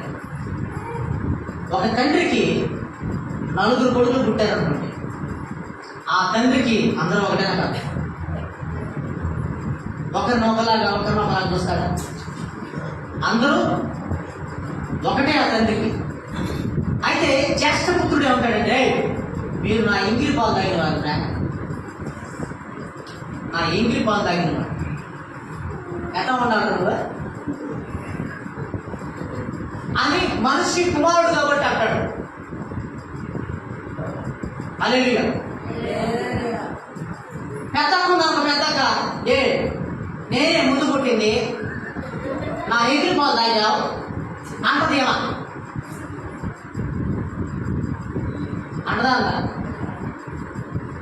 నేనేమంటానంటే, యేసు రక్తం ఎంగిలైనటువంటిది కాదు.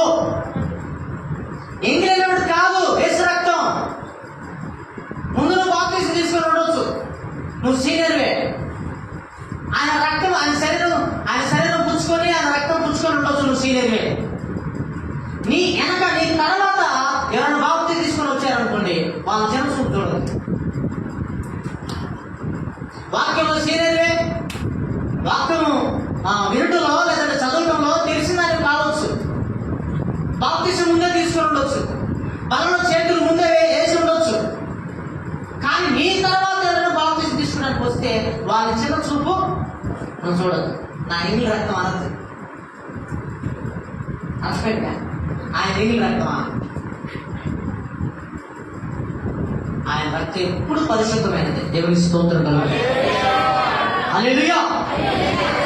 ఆయన రక్తం ఎప్పుడు పరిశుద్ధమైనటువంటిదే. అందుకని మనం ఒకే రక్తంలో కడపడ్డ మనము, ఒకే రొట్టె తింటున్నటువంటి మనము భేదాలు చూపించకూడదు సంఘంలో, భేదం చూపించకూడదు సంఘంలో. రైతులా, నేను ఒక విషయం చెప్తా, మీరు ఫీల్ కాకూడదు. ఎవరైనా కొంచెం ఎక్కువ కానిపించారనుకో, తక్కువ కానిపించిన వారిని తక్కువ చూపు చూడదు. దయచేసి వద్దు. లేక వాళ్ళు ఇవ్వలేదేమో, ఉండి ఇవ్వకపోతే వాళ్ళంత దరిద్రులు లేరు. ఉండి ఇవ్వకపోతే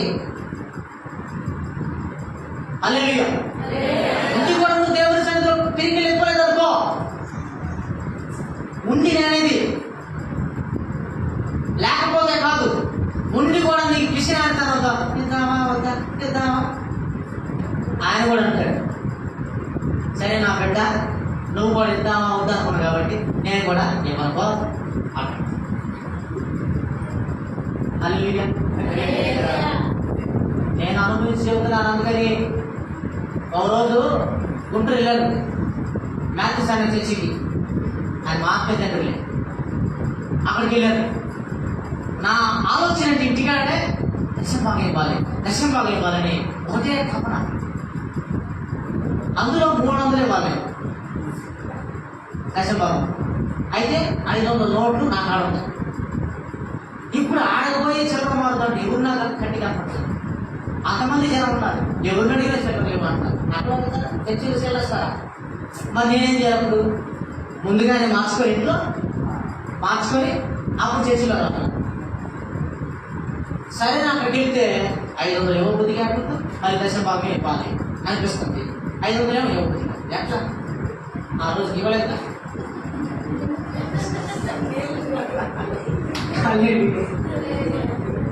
ఇక అలాగే తీసుకొని ఇంటికి వెళ్ళాను. 5,000 దానికి వచ్చేది. ప్రభువు నమ్ముకున్న క్రొత్తలో ఇంకా 500 నోటు కనపడితే, ఇంకా 500 నోటు కనపడట్లా. అందుకు 100 రూపాయల నోటు, 10 రూపాయల నోటు, అంత పెద్ద నోటు కనపడలేదు కదా. హల్లెలూయా.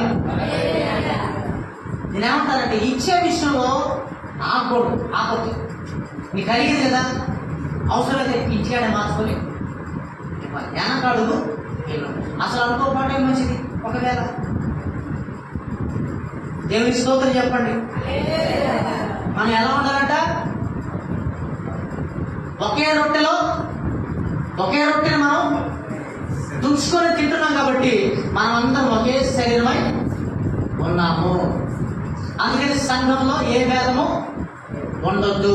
ఇంతకీ పరిచర్య ఎవరెవరు చేస్తున్నారు సంఘంలో?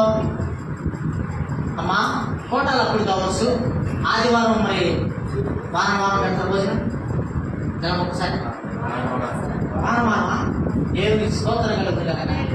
నేను నెల కూడా పెట్టట్లా, సిగ్గు లేకుండా చెప్పుకున్నాను. దేవుని స్తోత్రం. ఒక 2 సంవత్సరాల మటుకు నెల పెట్టాం భోజనాలు. ఇప్పుడు ఆయన నెలకొడలేదు. ఎందుకనంటే చెప్తా వినండి. ఎందుకంటే ఇక్కడ ఈ చెప్పకపోతే మనకి జ్ఞానం రాదు. ఒక అమ్మాయి వైపు మీరు చూడబాలండి. వాక్యం వినండి జాగ్రత్తగా. హల్లెలూయా చెప్పండి. హల్లెలూయా. మర్యాద వాక్యమైన వాళ్ళు దీవించబడతారు. లేకపోతే మీ ఇష్టం. 2 సంవత్సరాలు జరిపామా బంగారన్న నెల భోజనం పెడతాం. అప్పటికి నా బియ్యమే. ఎవరు బియ్యం? నా బియ్యమే. మేము పేదలు పని చేసుకోవడం, మేము బియ్యం తీసుకోవడం. జాగ్రత్త వినండి. ఇంకెవరైనా కొద్ది గొప్ప కలిస్తే కలుస్తారు. అట్లా 2 సంవత్సరాలు జరిగిపోయిందండి. ఇక తర్వాత చూడండి, అడుగు కూడా ముందుకే ఇట్లా బలారాధనకి ఒక్క అడుగు కూడా ముందుకెట్లేదు. నూనె ప్యాకెట్ కాదు కదా, నేను పోగొ చేసి పెట్టట్లా.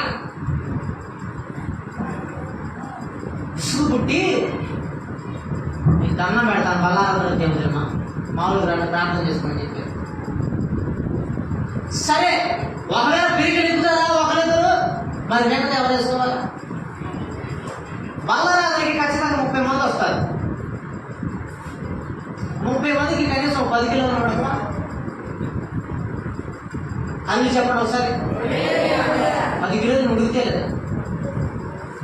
పైగా వస్తారా, తింటారా, ఇస్తారు.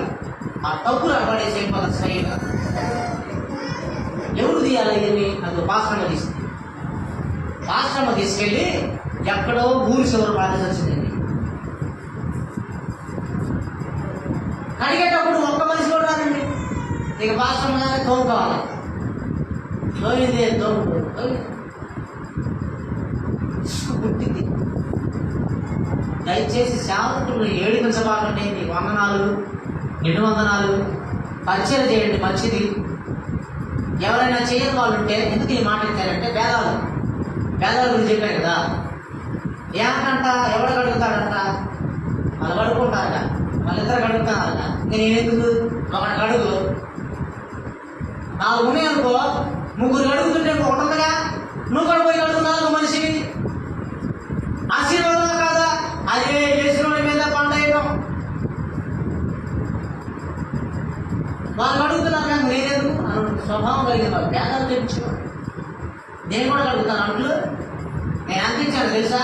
10,000 ఇచ్చాను, 5,000 ఇచ్చాను, 1000 రూపాయలు ఇచ్చాను. ఆయన అంటాడు పౌలు గారు, మురికి కుట్టకు సమానం అంట.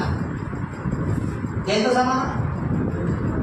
ఇచ్చిన పరిచయం ఎంతగా దీవించబడతామంటే అది నేను చెప్పలేదు.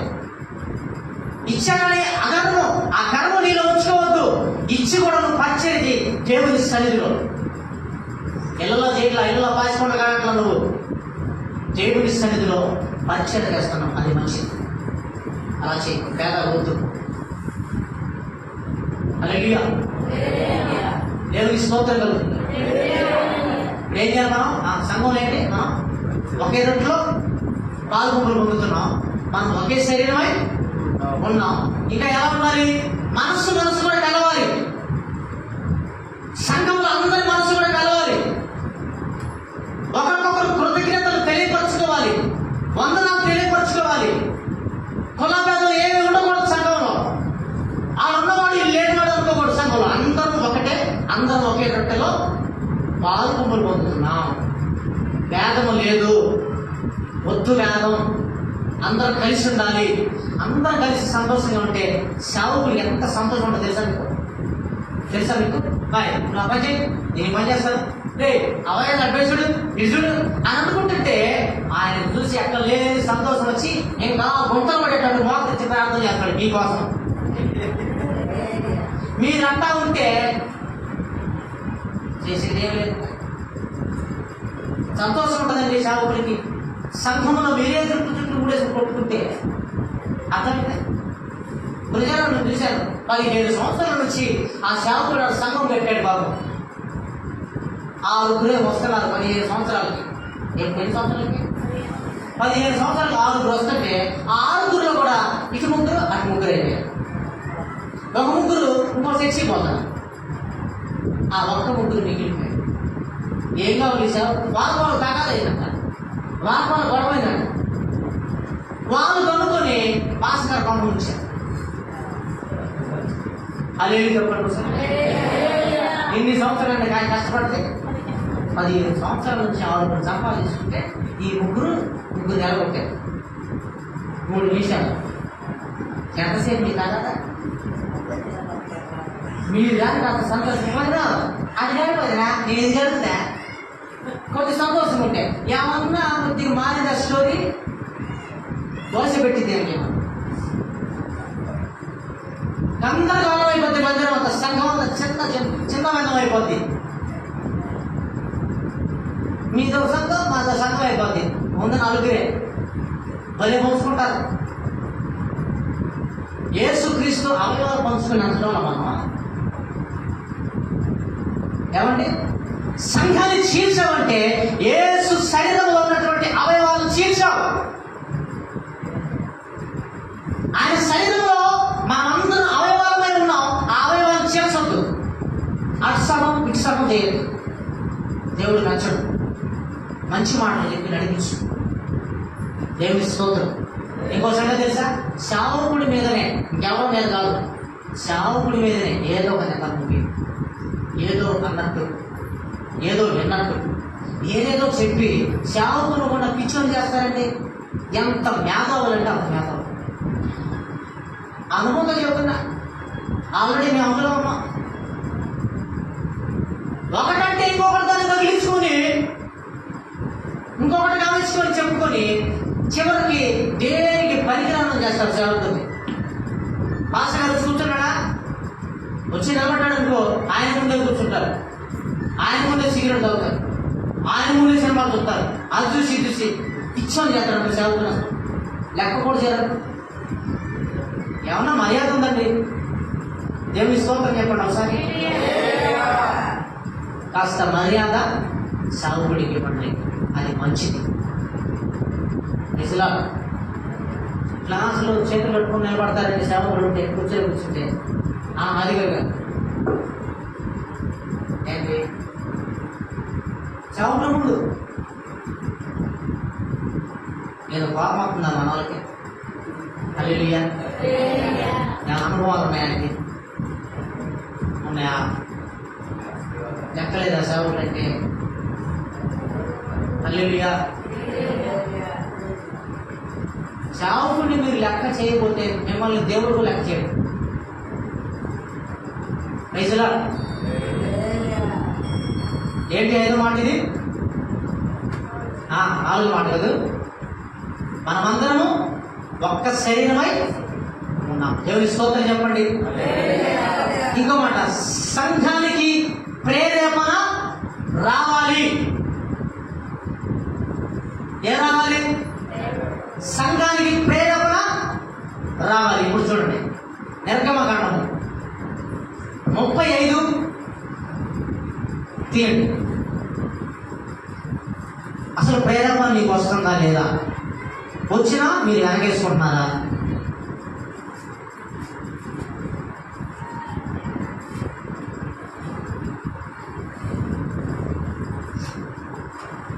నిర్గమకాండము 35 21 వచనం చదువు.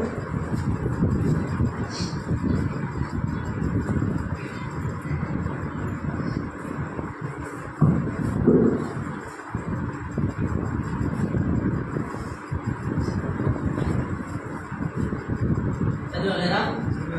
చదవమంటావా?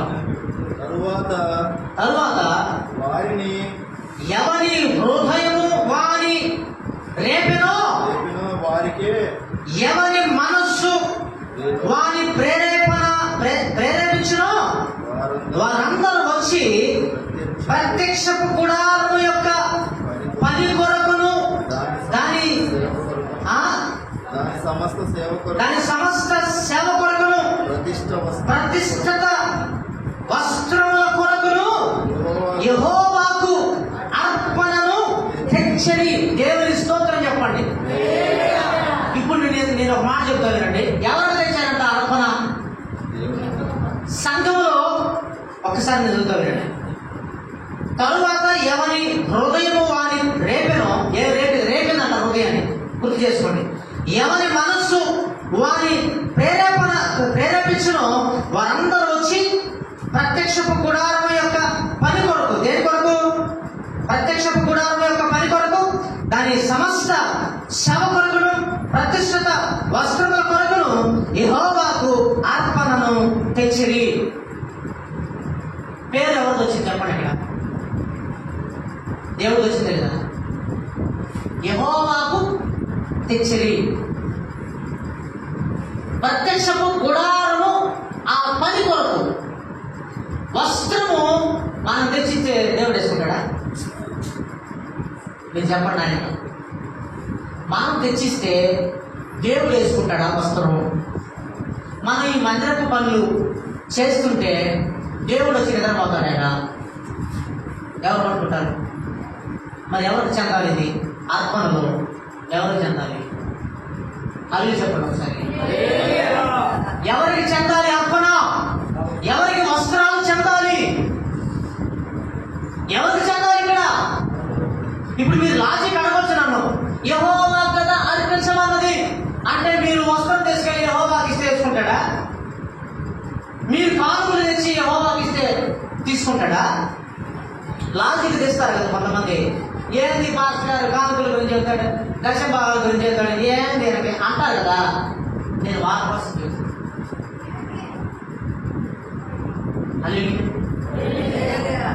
ఏంటి ఏమని అంటారు? హృదయంలో రేపబడ్డారంట, ప్రేరణ పొందుకున్నారంట, ప్రేరేపించబడ్డారంట. ఆ ప్రేరణ ఉందా మనకి? పిచ్చి పిచ్చి మాట్లాడుతున్నావా? ఇప్పుడు వచ్చారు మన వాళ్ళు, అసలు దేశం బాగుంది మన ఆడుంది, కొత్త నిబంధనలు ఉందా, కొత్త నిబంధనలు ఉందా అని అనే వాళ్ళు వచ్చారు. ఎందుకని తెలుసా? వాళ్ళు అనేది ఎందుకు తెలుసా? వాళ్ళు గడిచి గట్టెక్కారు, గడిచి గట్టెక్కారు. వాళ్ళకి ఇప్పుడు సుమారు 1000 మంది లేదా 2000 మంది, 10,000 మంది, 20,000 మంది, 30,000 మంది వస్తున్నారు. కనీసం 500 మంది వచ్చినా చాలు, ఇక దశభాగం అడగాల్సిన అవసరం లేదు. ఎందుకని? 500 మంది 5 పదులు వేసారు, ఏమైంది? సరిపోద్దా? చాలదా? వస్తాయి, అవునా కదా? అందుకని వీళ్ళు వాక్యాలు కూడా కొట్టేస్తారు, వాక్యాలు కూడా కొట్టేస్తారు. దశభాగం తీయకూడదు, అసలు ఎవరు తీయమన్నాడు? తీయమని చెప్పేవాడు మంచోడు కాదు, ఆ చెడ్డాడు, ఆనికడివాడు మంచోడు. ఈ పనులు ఎవరు చూడాలా? ఎవరు చూడాలి? మాస్టర్ గారు చేసే స్వపని కూడా, సొంత పనులు కూడా మానేసుకొని ఆత్మల కొరకు బాధ కలిగి ఆ ప్రశ్న మీద ఎలా ఉంటుందో తెలుసా? ఒక స్త్రీ గర్భం దాల్చి ఆ నెలల సమయంలో ఆ నొప్పులు ఎంత భయంకరంగా కూడా తెలుసా? అంతకంటే ఎక్కువైంది. గర్భంలో నొప్పులు రావచ్చు ఒకవేళ డెలివరీ అయ్యే సమయంలో, కానీ గుండెలు వచ్చి నొప్పి సావుకుడికి తెలుసా మీకు?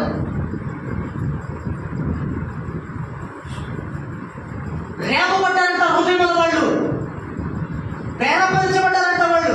ప్రేరేపించబడి ప్రత్యక్ష గుడారంలో ఏ పని చేయాలో ఆ పని కొరకు వాళ్ళు కానుకలు పట్టుకొచ్చారంట, వస్తువులు పట్టుకొచ్చారంట, వస్త్రాలు పట్టుకొచ్చారంట. ఎవరికి వస్త్రాలంటే? యాజకుడికి, సావుకుడికి. తెచ్చారు ఎప్పుడైనా వస్త్రాలు పాస్టర్కి? తెచ్చారా తెలదా? ఈ విషయం నేను చేతులు ఎత్తమని చెప్తాను, నా సంబంధం లేదు. ఎవరెవరు వస్త్రాలు తెచ్చారు చేతులు ఎత్తండి. 3. ఇంకా ఆమె చేతులు గుర్తుకుంటుంది అంటే అమ్మో నేను తేలేదని అంతరాత్మలో భయం ఉంది. దేవునికి స్తోత్రం, హల్లెలూయా. అవునా? మంచిది, వస్త్రాలు తెస్తే మంచిది. Praise lord. దేవుని సేవ చేసేవాడు అడుక్కునేవాడు కాదు, రాజు. ఒక రాజు స్థానంలో సేవకుని మనం చూడాలి, అది మనకు మంచిది. గురి మాటలు నేను చెప్పట్లేదు, మీకు గ్యాస్ అని కొట్టట్లేదు. దయచేసి నా మాటలు ఆలోచించి ఇప్పుడు ఏం హృదయంలో రేపబడ్డారు, ప్రేరేపించబడ్డారు. ప్రేరణ వస్తుందా లేదా? మీకు వస్తుందా లేదా? వచ్చినా కూడా వెనకేసుకుంటావా? ప్రేరణ వస్తుందనుకో, ఒకవేళ వచ్చే వారం చూడొచ్చులే, వచ్చే నెల చూడొచ్చులే, వచ్చే పదార్థం చూడొచ్చులే.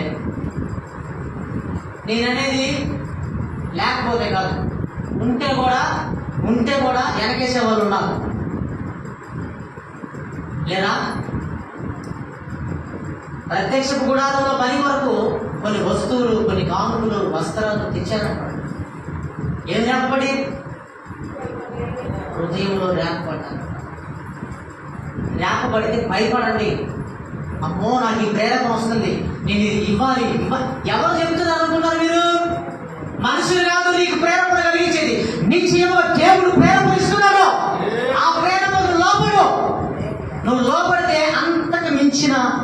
ఎక్కువ ఆశీర్వాదం చూస్తాం.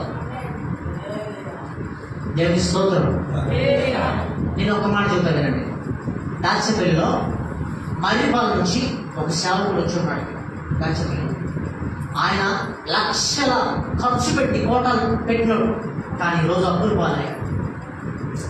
పాలయ్యి దాచిపల్లి వచ్చి ఉన్నాడు. తల దాచుకుంటాడు. వారం వెళ్తాడు. కానీ అక్కడే ఉంటే అప్పులో ఏం చేస్తారు పీడిస్తారు. అందుకని అక్కడ నుంచి వచ్చి ఇక్కడ దాచిపల్లి ఉన్నాడు.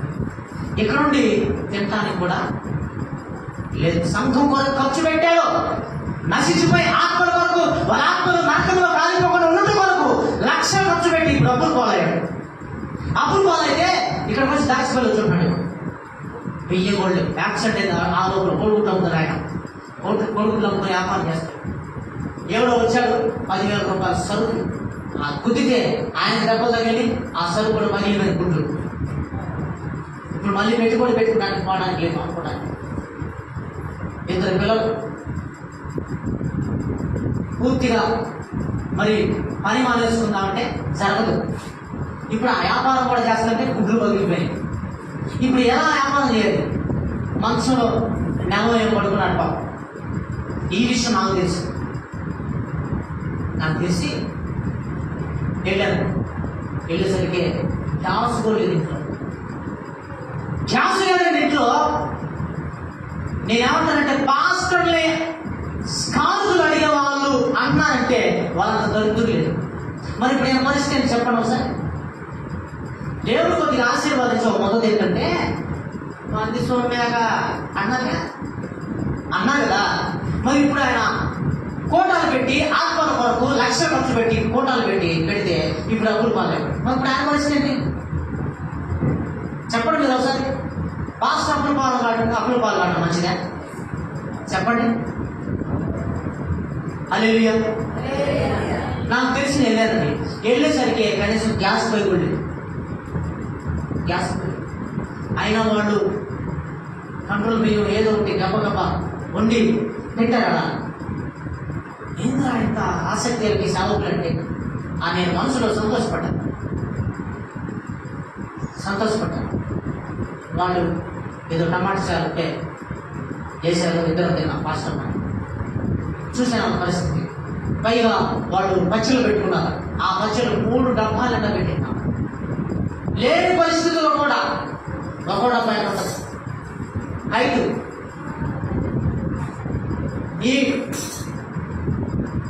ఈ 3 డబ్బాలు పెడతంటే నేను ఆశ్చర్యపోయాను. లేనప్పుడు కూడా ఏంటి ఇలా మనసు అని చూశాను. తర్వాత నేను ఇంటికి వచ్చాను. తర్వాత నాకు దేవుడు ప్రేరేపిస్తున్నాడు. ఏమని అర్జెంటుగా వెళ్ళి 5 కిలోల బియ్యం వేసిరమ్మా అన్నాడు. ఏమి స్తోత్రం. వేసినపో అంటే నా మనసులో అలా ప్రేరణ వస్తుంది. కానీ డబ్బులు లేవు నా డబ్బు. మరి ఎలా అమ్మకు ఫోన్ చేశాను. అమ్మా ఇట్లా సంగతి అని చెప్పారు. సరే రారా బియ్యం ఇప్పిస్తాను, వారానికి ఒక 5 పిలుపుతానని చెప్పి హల్లెలూయా వెళ్ళాను. 2 పాత్రలు ఇస్తున్నా, ఒకటి నాకు ఒకటి ఆయన. నేను తీసుకొని మా ఊరిని తీసుకొని బండిని తీసుకొని వెళ్ళాను. నేను వెళ్ళేసరికి వాళ్ళ ఇంటి దగ్గర ఫైనాన్స్ వాడు కూర్చొని ఉన్నాడు. పాస్టర్ గారి ఇంటి దగ్గర. అప్పుడు ఎక్సైట్మెంట్ వచ్చి తెలియదు. వాదనాడుతున్నాడు. ఎప్పుడు కడతావు ఎన్నాళ్ళు కడతావు. ఆయనకేం కూర్చేసాడు పాస్టర్ గారు. మెట్ల మీద కూర్చున్నా. ఆయన పాస్టర్ గారు ఆడ కూర్చోవాలి పాస్టర్ గారు. అవసరమైంది అతను కింద కూర్చొని పాస్టర్ గారు కుర్చీ మీద కూర్చోవాలి. అది సేవకుడు రేంజ్, అతని స్థాయి అది. కానీ పాస్టర్ గారు ఏం చేశాడు? మెట్ల మీద కూర్చొని అతని కుర్చీ ఇచ్చాడు. అతను అడుగుతున్నాడు, ఇంకెప్పుడు ఇస్తావు? నీకు లేకపోతే మాకు అనవసరం వాయి, నువ్వు కట్టాలి మాకు. నువ్వు యాడికి ఎప్పుడు పడతావు? నాకు అనవసరం. చెప్పు, టైం చెప్పు. ఒక వారమా, 2 రోజులా, 3 రోజులా, ఎప్పుడు కట్టావు అడుగుతున్నాడు. ఆయనకి నోటి నుంచి మాట్లాడు, సౌండ్ లేదు, మెత్తగా మాట్లాడుతున్నాడు. అసలే ఎంత కొంటాడు ఇంకా మెత్తగా మాట్లాడతాను. అదే సమయంలో నేను బండి వేసుకుపోయినా. దేవుని స్తోత్రం. ఇంకొక పాస్టర్ వచ్చాడు ఆయన పక్కన. ఆయన చెబుతున్నాడు, అయ్యా నీ ఘటనానికి ఆ దగ్గర తినడానికి ఏం బియ్యం లేదు ఆయన, తినడానికి ఏం బియ్యం లేదు ఆయన, తినడానికి ఏం బియ్యం చెబుతా ఉన్నాడు అప్పుడు ఆ సమయం. నేను అదే సమయానికి పోయి బండి ఆపి ఆ బియ్యం కట్ట లోపల కోసం దేవుని స్తోత్రం చెప్పడం సరే. అప్పుడు ఆయనకి ఎవరికి ఆ వైరస్కి నిజమే అనుకుంటా అని ఆయన ఆశ్చర్యపోయాడు. నేను ఎందుకు ఈ మాట చెప్తున్నానంటే, నేను ఇచ్చానా ఆ బియ్యం ఇచ్చి వచ్చానా? నేను ఇచ్చిన తర్వాత చర్చి మీద పట్టలేదు నాకు పట్టలేదు. నాకు పట్టలేదని అప్పు చేసి ఆయన తెచ్చిపోయాను. ఎందుకని? నాకు మేధావతనం లేదా, తెలివి లేదా నాకు? మీకంటే మీరు పెద్ద మేధావులు. ఎవరు? చావు తెలుసా మీకు? అసలు తెలుసా? ఈ లోకపు తెలివి విసర్జించి పరలోకపు తెలివిని అనుభవిస్తాం. ఇప్పుడు మేము మాకు లేక తెలివి, మేధావతనం మాకు లేక కాదు. లేకపోయినా కూడా ఆ ప్రేరేపణకి నేను తీసుకెళ్ళి ఇచ్చిన తర్వాత కొద్ది రోజుల తర్వాత చర్చి మీద పట్టలేదని ఇంకొక పాస్ గారు చూసి నేను నా దగ్గరకు వచ్చి ఈ 10 ఉంచుకొని పట్ట తెచ్చి పాస్ గారు ఇచ్చి చెప్పాడు. దేవుని స్తోత్రం. హల్లెలూయా. ఆ బియ్యం కట్ట తెలుసు, అది కూడా 1500. అది కూడా 1500. నేను అందరూ సంతోషపడ్డాను. నేను ఏమంటానంటే, అదే మీరు చేస్తే అంతకు 400 దేవుడు ఇస్తాడు. ఇది సత్యం, మీరు నమ్మండి. సత్యం, మీరు నమ్మండి. హల్లెలూయా. ఇప్పుడు ఏమన్నాడు? ప్రేరేపణ వచ్చిందంట. వారి తర్వాత బంగారం, వెండి, వస్త్రాలు ఇవన్నీ తీసుకొని ప్రత్యక్ష గుడారపు మధ్యలోకి తీసుకొచ్చాను, మందిరంలోకి తీసుకొచ్చాను. నేనేమంటానంటే, ప్రేరేపణ వస్తే ఆపకండి. ఆ ప్రేరేపణ జరిగించండి. ఇంకొక విషయం చెప్పి ముగిస్తాను. ఇంకో విషయం ఏంటంటే, సంఘములో ఉన్న వారందరికీ ప్రేరేపణ రావాలి. అందరికీ రావాలి.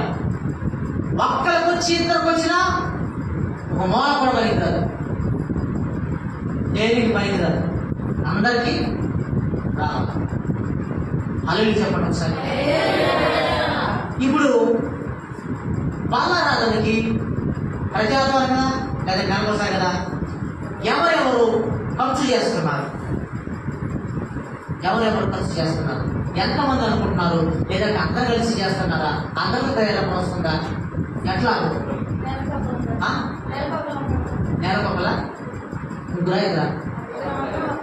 ఇద్దరు ఒకళ్ళు సరే వచ్చింది కదా, ఇద్దరికో ఒకరికి వచ్చింది. మూడో మనిషి కూడా వచ్చింది అనుకోండి, ఒకవేళ వచ్చింది అనుకోండి, ఆ మూడో మనిషికి వచ్చి ఇది కూడా నేను కూడా ఇది ఇస్తానని ఇచ్చినాను. ఈ ఇద్దరు ఏం చేయాలంటే, పాస్టర్ గారు మేము ప్రతి నెల మేము వేసుకుంటాం కదా, ఆ కూడా అనుకోండి లెక్కలో, ఆ కూడా లెక్క ఉందనుకోండి, కానీ ఈ భాగం నీకు ఇచ్చేస్తాను. మీరు తినే దాంట్లో సమృద్ధిగా మంచి శ్రేష్టమైన ఆహారం తినండి అని ఇస్తే అది ఎంత మంచిది తెలుసండి?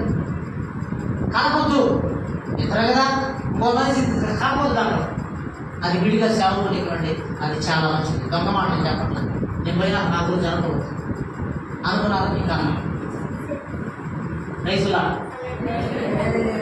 సేవకుడు ఏం చేస్తారంటే, ఆయన అక్కడే తిని సంతోషం ఉంటాడు, మందిరం కోసం వచ్చి పెడతాడు. ఏంటండి నాకు తెలుసు, అనుభవిస్తున్నా నేను. అది చర్చి మీద, గుడిసె మీద కప్పుకోవడానికి పట్టకలేదు నాకు అడ్డవు. ఒక్కలే ముందుకు వస్తాంటే ఒక్కరు ముందుకు రా. మీకు సంగతి తెలుసా? ఒక తున్నపోతుంట తెలుసా? ఒక తున్నపోతుని ఆ కొండ తీసుకొని హైర్ పడుతుంటే గతంతో నాకు గాలుగా తగిలిదనమాట. ఎంత దాని శరీరం ఎంత మంది తెలుసా? ఎంత మంది ఉండదు అనుకుంటున్నావు దాని శరీరం? నన్ను కాదు తన్నేది కొట్టేదను అట్లా ఉన్నది. హల్లెలూయా.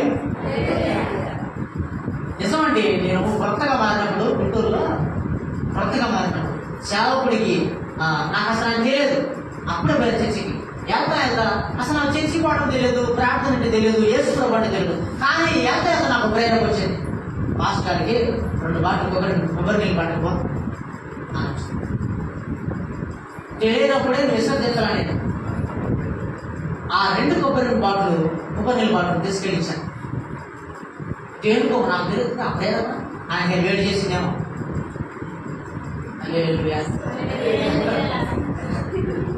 వేడి చేసాడు నాకు తెలిసి. అందుకని ఆయన చేసినట్టు అందరిలో ఆ బాటిల్ తీసుకొని ఈ బిడ్డ ఇది తెచ్చాడని నా గురించి ప్రార్థన చేశాడు. దేవుని స్తోత్రం.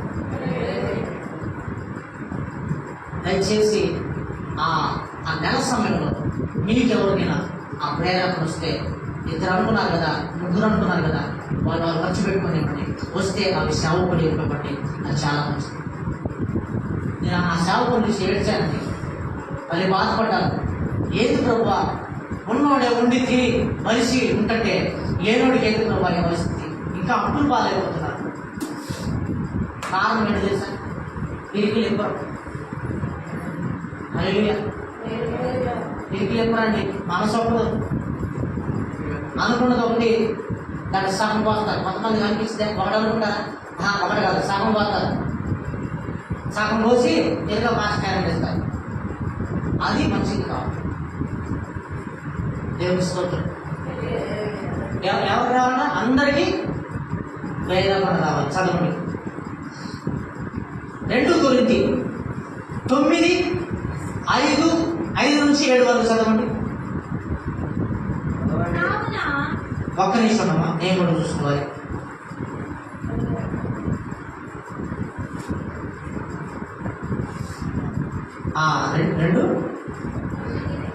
రెండు కొరింథీ 9:5 నుంచి.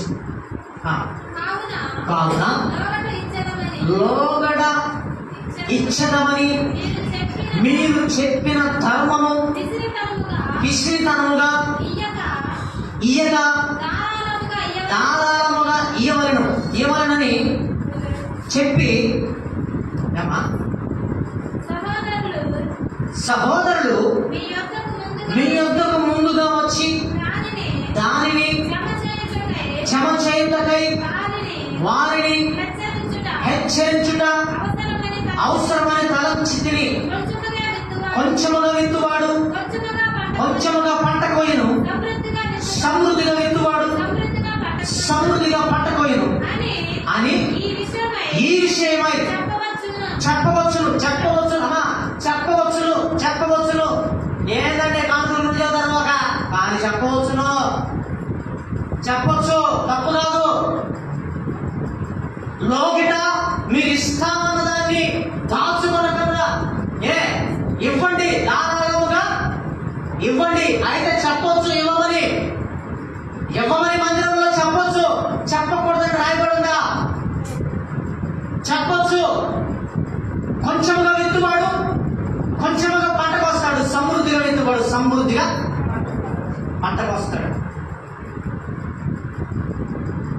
నువ్వు ఎన్ని గింజలు వేసావు పొలంలో? ఎన్ని గింజలు వేసావు? అయ్యే వస్తాయి. గుప్పిడి విత్తితే 2 గింజలు ఎదుర్కొంటా కుదరదా? గుప్పిడి విత్తే వరకు గుప్పిడే వస్తాయి. 2 గుప్పిలు కోరుకోవద్దు. అసలు ఇచ్చే మనసే లేదు. హల్లెలూయా. రైతు ఎకరానికి విత్తనాలు తీసుకెళ్ళాడు. ఎకరానికి సరిపోయేవాడు తెలుసు, అతను తెలుసు కదా. ప్రతి సంవత్సరం వేసేవాడు పొలం అతనికి తెలుసు. 1 ఎకరానికి 8 విత్తనాలు పడతాయి. ఆ మూలకే తీసుకెళ్ళాడు. ఆ ఎకరం కూడా నిండి పక్క ఎకరాల్లో కూడా పడతాయా? పక్కే కూడా వేస్తాయి చెట్లు. ఎక్కడ ఏ భూమిలో వేస్తావో ఆ భూమిలోనే ఆ మొలకలు ఎత్తుతాయి. అంతవరకే పంట పడుతుంది. కొంచెముగా విత్తితే కొంచెముగా పంట వస్తావు, సమృద్ధిగా విత్తితే సమృద్ధిగా పంట వస్తావు. నువ్వు రోగిగా అనుకున్నావు కదా, అంతకుముందు అనుకున్నావు కదా, ప్రభు సన్నిధిలో నాకు ఇది జరిగితే నేను ఇవ్వాలి అనుకున్నావు కదా. మర్చిపోయావా? ఆపుకున్నావా? తెగిపోతున్నావా? మీరు ఎట్టి కొలతతో కొలుస్తారు, అట్టి కొలతతోనే మీకు ఇవ్వబడదు. అబ్బో నేను వచ్చిన ఇది తీసుకున్నాడా ఈరోజు సబ్జెక్ట్, రెండోసారి ఆయన ఏం తీసుకుంటాడు. ఇక ఆయన ఎప్పుడు అవుతాడు మరి, సాయంత్రం ఆయన ఏం తీసుకుంటాడు. ఎవరి స్తోత్రం. ఇక్కడికి వచ్చి ఎవరు ఏ సబ్జెక్ట్ తీసుకున్నా ఆ సబ్జెక్ట్కి లోపడండి, అది మంచిది. ఇది చెప్పవచ్చు. ఏది చెప్పవచ్చు? కొంచెముగా విత్తువాడు కొంచెముగా పంట కోయను, సమృద్ధిగా విత్తువాడు సమృద్ధిగా పంట కోయను. నువ్వు లోయట ఏది దాచిపెట్టుకున్నావో, ఏదనుకున్నావో అది ఇవ్వచ్చు అని చెప్పవచ్చు. చెప్పకూడదని ఉన్నాడా? చెప్పవచ్చు. నువ్వు అక్కడ చదువు. సనుగు కొనకయు బలవంతంగా అనుకుంటున్నావు. మనసులో బలవంతంగా వద్దు, బలవంతంగా అనుకోవద్దు. చెప్పు. ప్రతి వాడును తన హృదయములో నిశ్చయించుకున్న ప్రకారము ఇయ్యవలెను. దేవుడు ఉత్సాహముగా ఇచ్చువారిని ప్రేమించును. చప్పట్లు కొట్టండి ఒకసారి. హల్లెలూయా, హల్లెలూయా. ఉత్సాహముగా నువ్వు ఇస్తే ఏం చేస్తారంట? మర్చిపోయారు. మర్చిపోండి అమ్మా నా తల్లులారా. ఈ కాసేపే కదా పాస్టర్ గారు నువ్వు చెప్పేది, తర్వాత మా సంగతి నీకు తెలియదు. గడప దాటిని మర్చిపోతాం. ఉత్సాహంగా ఇచ్చేవారిని ప్రేమిస్తాడంట. మళ్ళా ఎలాగా? ధారాళంగా ఉత్సాహంగా ఇచ్చేవాడిని ప్రేమిస్తాడు. అలాగని నువ్వు ఇవ్వకపోతే ఖర్చు పెట్టుకునే దేవుడు రాదు నా దేవుడు. హల్లెలూయా. అర్థమైందా? కక్ష పెట్టుకోడు. నువ్వు ధారాళంగా ఉత్సాహంగా ఇచ్చావనుకో, ఖచ్చితంగా నేను ప్రేమిస్తాను. ఇంకోటి ఏమంటే, నన్ను ప్రేమించేవారు ఆస్తికర్తలుగా చేస్తాను. ఆయన ప్రేమించావంటే నువ్వు సేవకుని ప్రేమించినట్లే. సేవకుని ప్రేమించావంటే ఆయన్ని కూడా ప్రేమించినట్లే. అప్పుడు ఆయన ఏం చేస్తాడు? నిన్ను కూడా ప్రేమిస్తాడు. హల్లెలూయా. ధారాళముగా. నేనేమంటానంటే, లేనోళ్ళ గురించి కదమ్మా, ఉన్నోళ్ళకే ఇవ్వబుద్ధి కాదు. నేను ఒకసారి తెలంగాణ పోయాను ప్రార్థన పెట్టడానికి. మట్టపల్లిలో ఉందా సమయం? 5 నిమిషాలు ఉందా? సరే ఒకసారి ముగిస్తాను. ఒకటి చెప్పి ముగిస్తాను. అక్కడికి వెళ్ళాను, ప్రార్థన పెట్టాము మా ఇంట్లో. ప్రార్థన అంతా అయిపోయిన తర్వాత ఇక కాలం పెట్టాలి మరి మాస్టర్ గారికి. అంతకుముందు నన్ను తీసుకొచ్చిన బయటికి ఒక నోటు. ఆమె చేసిందంటే అప్పుడు 1000 రూపాయల నోట్లు కూడా ఉన్నాయి. అడుగు నేను 1000 రూపాయల నోట్లు ఉన్నాయి, దానిపైకి 500 నోట్లు ఉన్నాయి, దానిపైకి 100 రూపాయల నోట్లు ఉన్నాయి, దానిపైకి 50 రూపాయల నోట్లు ఉన్నాయి, దానిపైకి 20 రూపాయల నోట్లు ఉన్నాయి, దానిపైన 10 రూపాయల నోట్లు ఉంటుంది. తీసి 10 రూపాయల నోటు అంటే అది ఇచ్చి ప్రార్థన చేయాలి. నా ఖర్చు ఎంతండి? హల్లెలూయా. అంత ఆ నుంచి బస్సు అప్పుడు బండి లేదు నాకు. బస్సుకి వెళ్తే 150 రూపాయలు ఛార్జ్ లేదు నా పక్కన వాళ్ళకి కూడా. వాళ్ళ మధ్యలో నేను మధ్యలో తెచ్చిన కెమ్మని చేయించింది. హల్లెలూయా. అంటే నేను ఎందుకు చెప్తున్నానంటే, ధారాళముగా ఇచ్చివాడిని ప్రేమిస్తాడు. సనుకోవద్దు, కొనుక్కోవద్దు, ధారాళముగా ఇవ్వు. ఇంకోటేమన్నాడు? ఉత్సాహంగా, సంతోషంగా. నేను ఉత్సాహం సంతోషం ఎప్పుడు ఉంటుందంటే, ఇచ్చేటప్పుడు సనుగులు గొనుగులు వచ్చినప్పుడు ఉత్సాహం, సంతోషం. హల్లెలూయా. దేవుడి కొద్ది మాటలు చెప్పిలో ఫలింపచేయను గాక. ఆమేన్. హల్లెలూయా. మరి దేవుడి మాటలను శ్రద్ధగా ఈ దైవ సేవకుడు మనకి బాగా బోధించారు. ఎంతమందికి ఎన్ని అంశాలు చెప్పాడమ్మా? ఇంటికి చెప్పండి. ఫస్ట్ ఏంటిది?